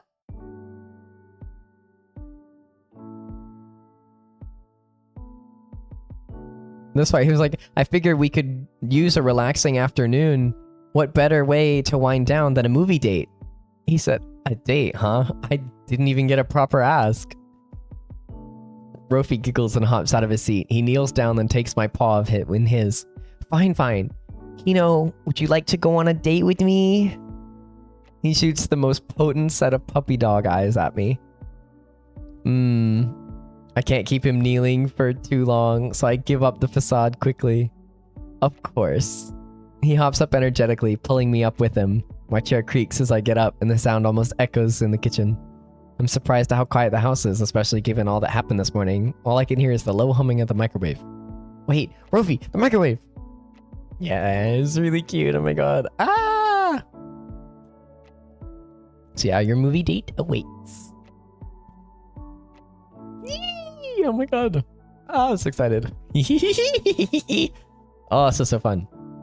It's so cute, oh my god! The basement looks mostly the same as last night. At the center of the room, I see 2 chairs set up around a table in front of the projector. Rofi throws his assortment of snacks onto the table, then makes a grandiose gesture to one of the chairs, prompting me to take my seat. He hops behind us for a moment, returning with a few movie reels. Okay, so I've narrowed the options down to these few. I don't really know what they're about, but they're all comedy romance type movies. You pick. I look through the various titles and finally decide on a silly-looking teen comedy. I hand the reel to Rofi, and with a soft smile, he goes to set it up on the projector. Well, at least he tries to. You sure you know how to work that thing? He grunts a little, clearly struggling. He looks at me and grits his teeth into a grin. Of course, I got it. How hard could this be anyway? This thing is technologically ancient. I open up a bag of chips, carefully getting up and waving one in front of his mouth, making sure to keep weight on my good footpaw. His tail swishes happily and he leans forward to take it out of my paw. Gotta make sure the theater staff is well fed. Right, and said staff just figured it out, I think. With the flip of a switch, the projector whirs to life, and the movie starts to play on the screen across the room. I sit back down, but Rofi springs up to switch the lights off. Hurry, it's starting! The room goes dark, minus the screen, and he quickly joins me across the table. Too bad there aren't any previews. We won't get to analyze all of these snacks properly. We can do it during... The movie starts. As the camera zooms in on the main character, Rofi reaches across the table to hand me a drink. I see him holding a similar looking can, just a different flavor. He pops his can open and raises it in a toast fashion to me. I imitate him and can't help but chuckle. We sip our drinks in unison, and mine tastes like apples. Apples. I look over to his can and it's a light shade of pink. Couldn't be. Hey, what flavor is your drink? Rofi takes a look at the side. It says cotton candy. I don't know where Theo found this flavor, but it seems pretty unique. The blood freezes in my veins, just like my dream. The smell of new spring grass. Do you want a sip, Kino? Synthetic apple flavor. Kino? The sense of time stood still. Rofi stands upright and quickly crosses over to me. Broken mirrors. He kneels in front of me, staring deep into my faraway eyes. Bloody paw prints in freshly fallen snow. Hey, Kino, it'll be okay, I promise. His paw envelops my own, and suddenly I am anchored. Here. Now. Though my breath is still shaky, I calm down a little at his touch. Yeah, okay. I'll be okay. He smiles softly at me, though I can still see the worry in his eyes. Where did you go just now? Back to the dream? I nod. I'm sorry. Rofi interrupts me with a playful swat in the knee.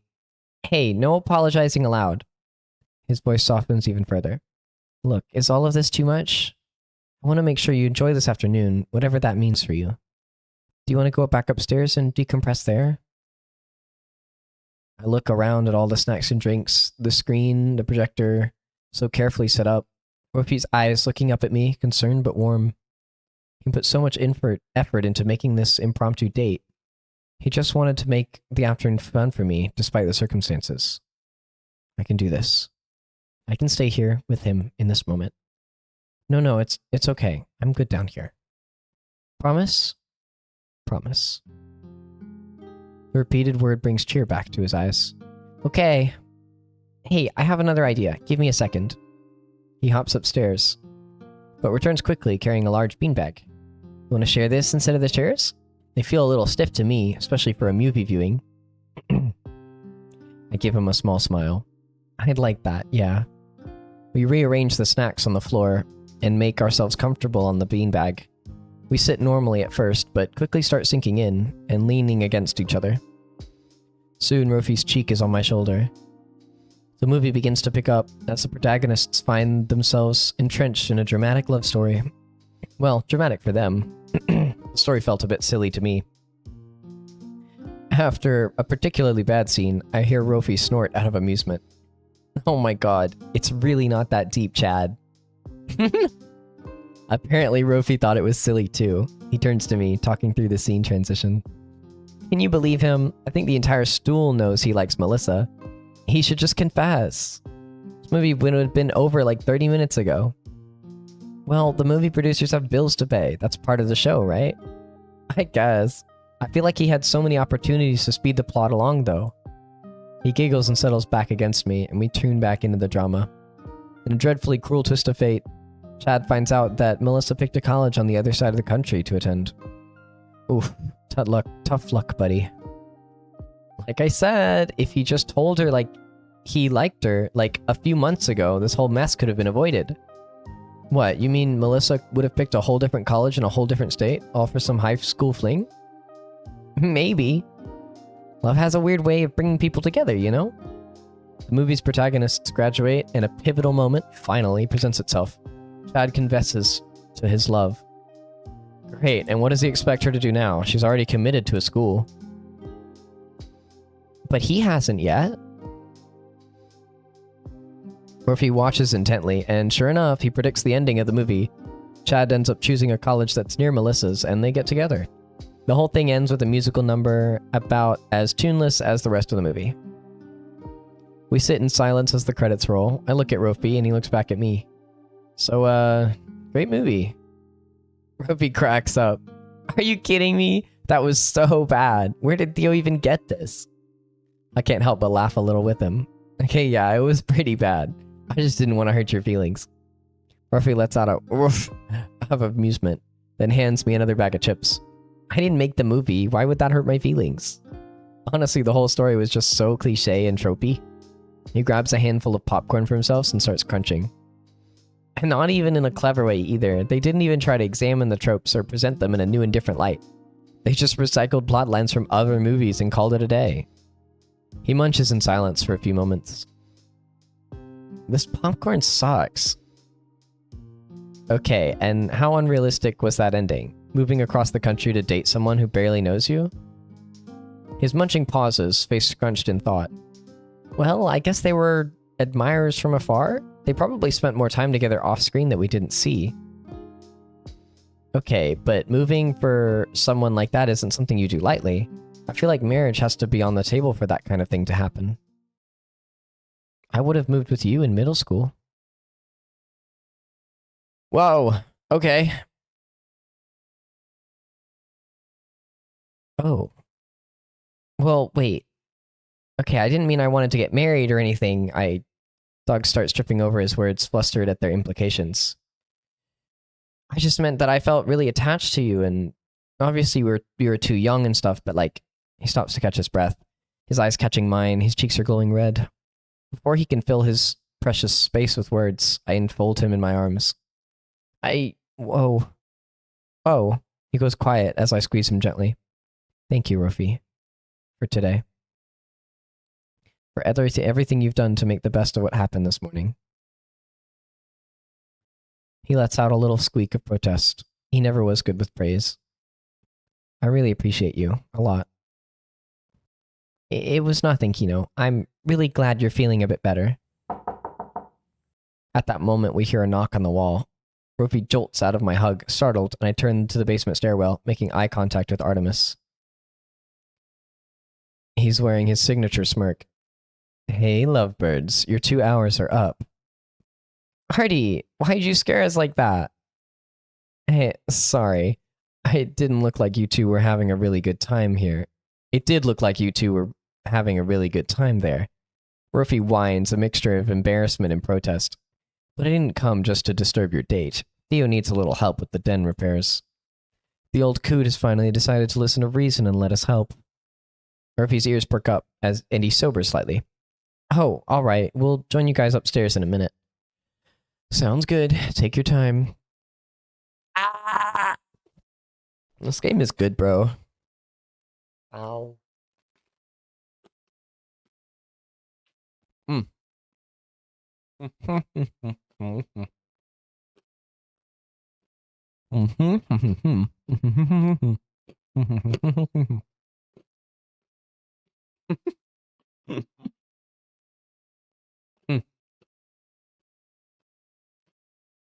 Sorry. I had to indulge in a bite of pizza because I've been just sitting here reading the whole time because that's this whole game. I might have to switch to something else soon, just because, not because I'm not enjoying it, just because, like, I need diversity. Because I've just been sitting here reading for so long. Down an entire other... Bro, I've had 2.5 slices. And they're not big slices either. I've just only had 2.5 because I've been reading this whole time. The bird disappears with a wave of his wings, leaving just Rofi and I. What did he mean, your 2 hours are up? Did you make a reservation for us down here? I just wanted to make sure we had the basement for enough time. He checks his phone. Oh, wow, he was right. We've been down here for a while. Longer than 2 hours, actually. It was worth every second. I pat Rufy on the head, and he can't help but stick out his tongue at me. Okay, I can clean up the snacks if you want to reset the projector. Like 3 hours and 30 minutes of reading. Yep. Reading aloud. Out loud. With force, with volume, with character voices. All of the things.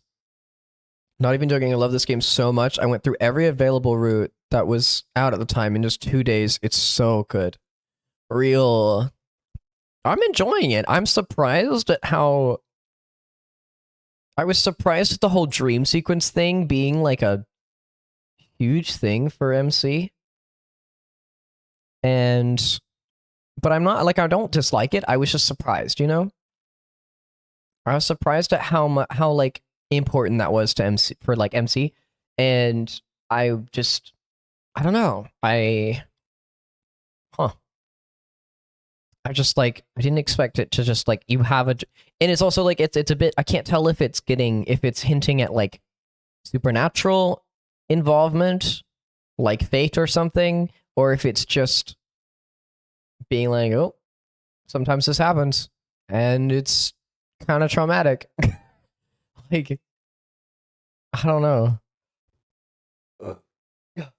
Excuse me. Dog nods, and we quickly get to the basement back to its original setup.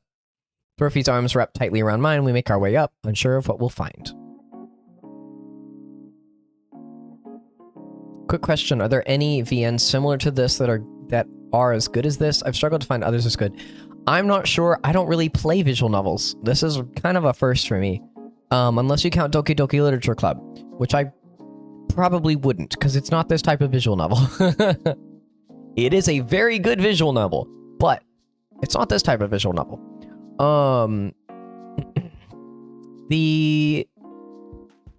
The only one I could that I can really think... Okay, there's actually a couple I can think of technically, that my roommate thoroughly enjoys. I never got into them, but my roommate thoroughly enjoys, and I've understood that the story of... At least I know a good more about one than the other, but Slay the Princess...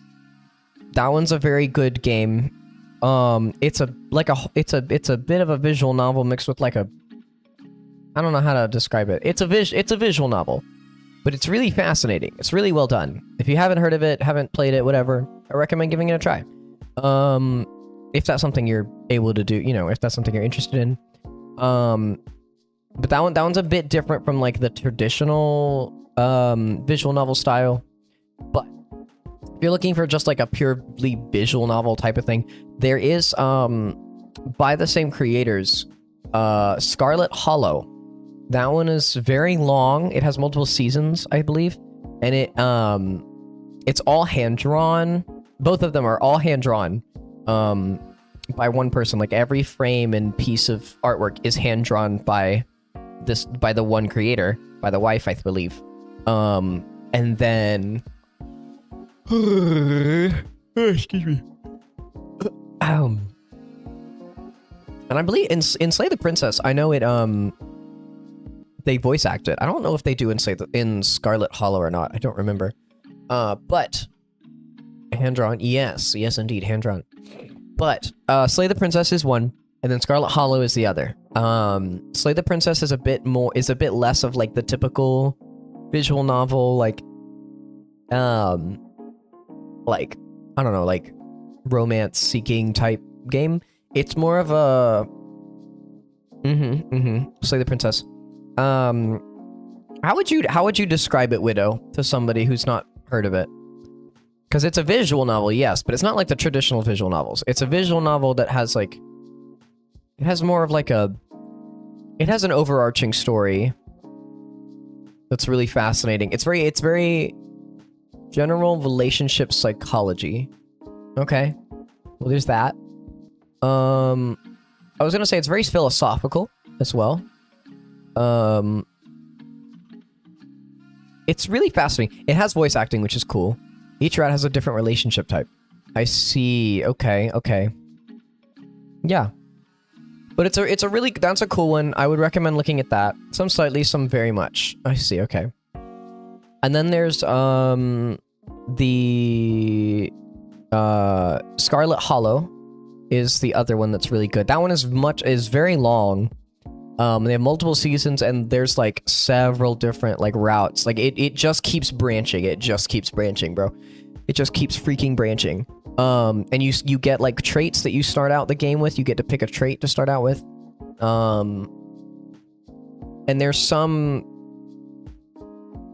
I don't remember much of the story because I haven't played it myself. I know Slay the Princess better than I know Scarlet Hollow. But even then, I haven't played either. My roommate's just really into both of them. Excuse me. Or he was when he was like, he was obsessed with them for a good chunk of time. But,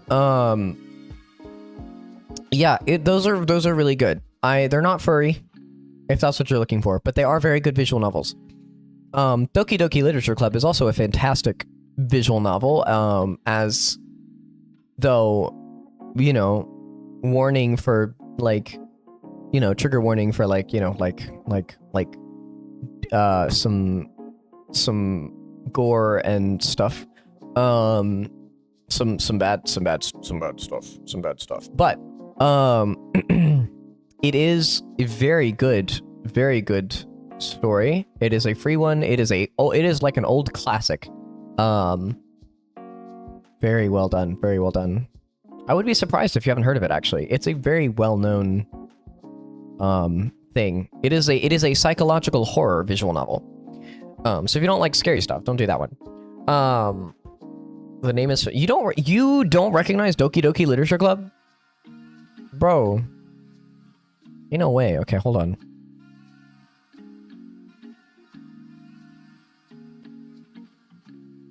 Hold on. I'm half paying attention. Okay, hold on.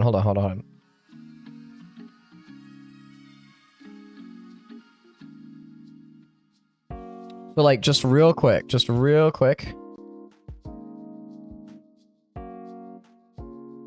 This one.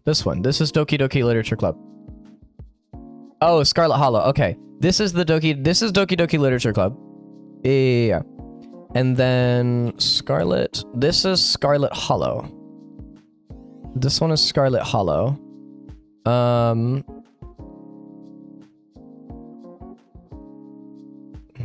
Choices Matter Festival. Fascinating. Yeah, they're also the makers of Slay the Princess. Fascinating stuff. They got some weird images on the store page, but okay. But yeah, it's a very good game.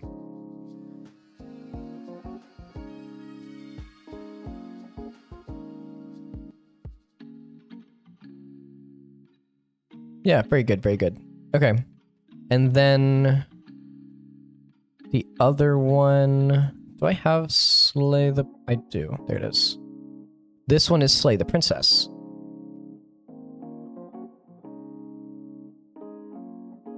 This one is Slay the Princess, also hand-drawn. Very fascinating story concept. There's a lot to it. Definitely got some gore. I forgot about that. It's definitely got a lot of gore in it. But very good game. Very good game. Right, Ghost. It's like, it's hard to, it's like, you got a spoiler warning, but you also don't want to like spoil, you know what I mean? So, but yeah, that's that. Whee! Be gone. But yeah, those are those games. Very good games. Oh my god, yes! Heart, lungs, liver, nerves. Heart, lungs, liver, nerves. Oh, that's a good reference. That's a good reference right there. Thank you, Widow. Thank you, Widow, for that. Oh, I needed that one. That one's a good one. That's a good one. Oh,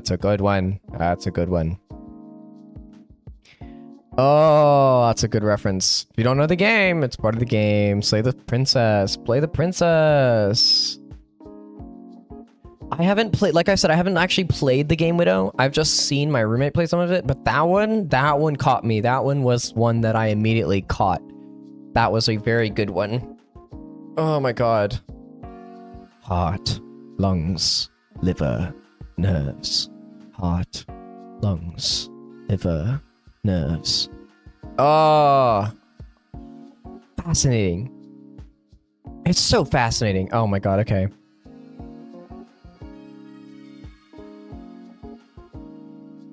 Scarlet Keep. Doki Doki Lit. Oh, for Doki Doki Lit. Trigger warning for self-harm and similar stuff. Yeah, it's like similar stuff because it's like, you know. Yeah, it's yep. Yep. So it's like, but all three of those actually, now that I think about it, have some gore to it. The Scarlet Hollow, I think less than the others, but it does have some horror aspect to it, I think. I think somewhere in the story there's like things happening that you have to figure out. Like horror-wise that are happening. But it like doesn't happen for, it doesn't get into it for a while. Like it's just, you play the game. But yeah. Then the mandatory witch route where she just has greater than :3 energy. Hurt. Possibly. Okay, I'm actually I've been thoroughly enjoying this, but I think I might need to stop here. At the very least, so I can eat some more freaking pizza, bro. I need to eat this freaking pizza. Oh.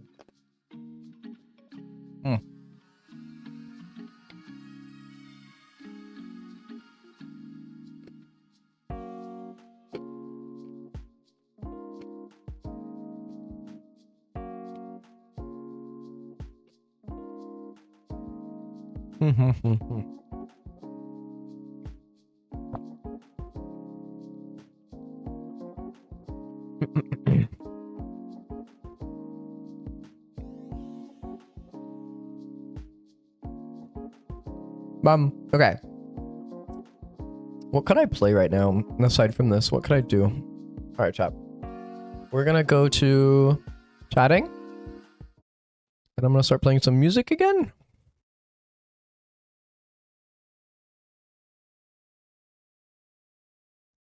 And then, you have a game idea. Is it something I already own? It's gotta be something I own at the very least. Free to play. Well, that's not the same thing. It's on Roblox. Oh, okay. That's different. If it's not on Steam, that makes a difference. Because I'm not big on starting brand new games on Steam because, you know, I gotta keep my Steam statistics up. As my brain says I have to. Still need to finish the High Horizon game replay through. That's true. That is something to do. Let me make sure I save this game before I close it. Bop.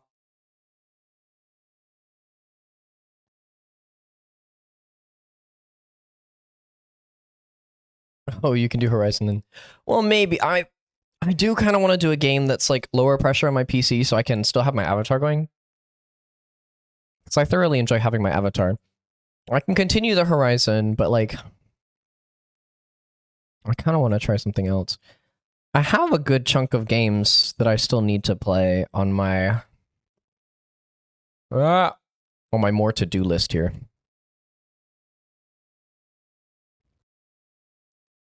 Bleh. Arcane Odyssey. I'm not sure if that was if that's a Roblox game, then I think I may actually have an idea. Because the name sounded familiar, but I'm like, no, I don't think I know of like an actual game of that standing. But if it's a Roblox game, then I might know what you're talking about. Let me look it up real quick.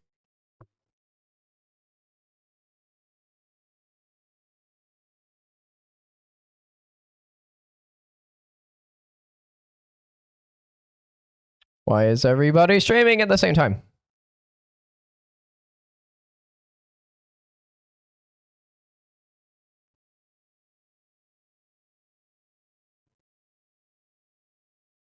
Okay.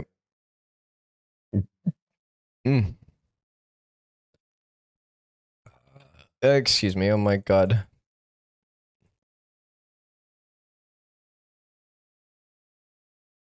Okay.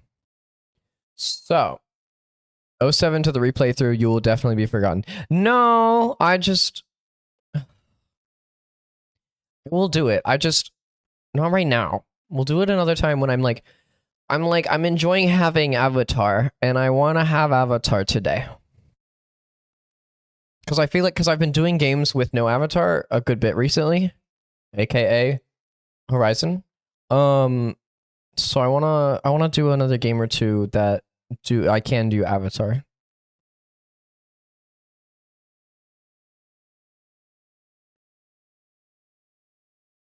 Ah, okay. But what could I do instead? I don't know, actually. I don't really have much in terms of what I want to do. I still need to replay Pacific Drive as well. That's also one that I... Ugh. Okay, then do whatever you want. Pause. Lighthearted. Yeah. I just gotta figure out what that is, because I don't know what I want to do. Let me look it up. I forgot to finish looking it up. I got distracted.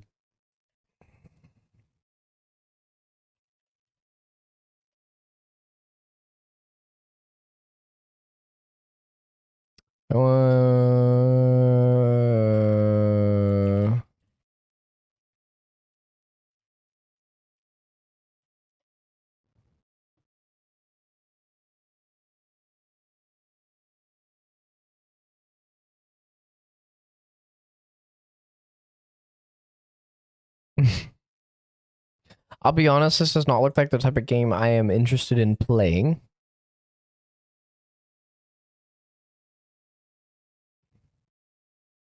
I appreciate the recommendation, though.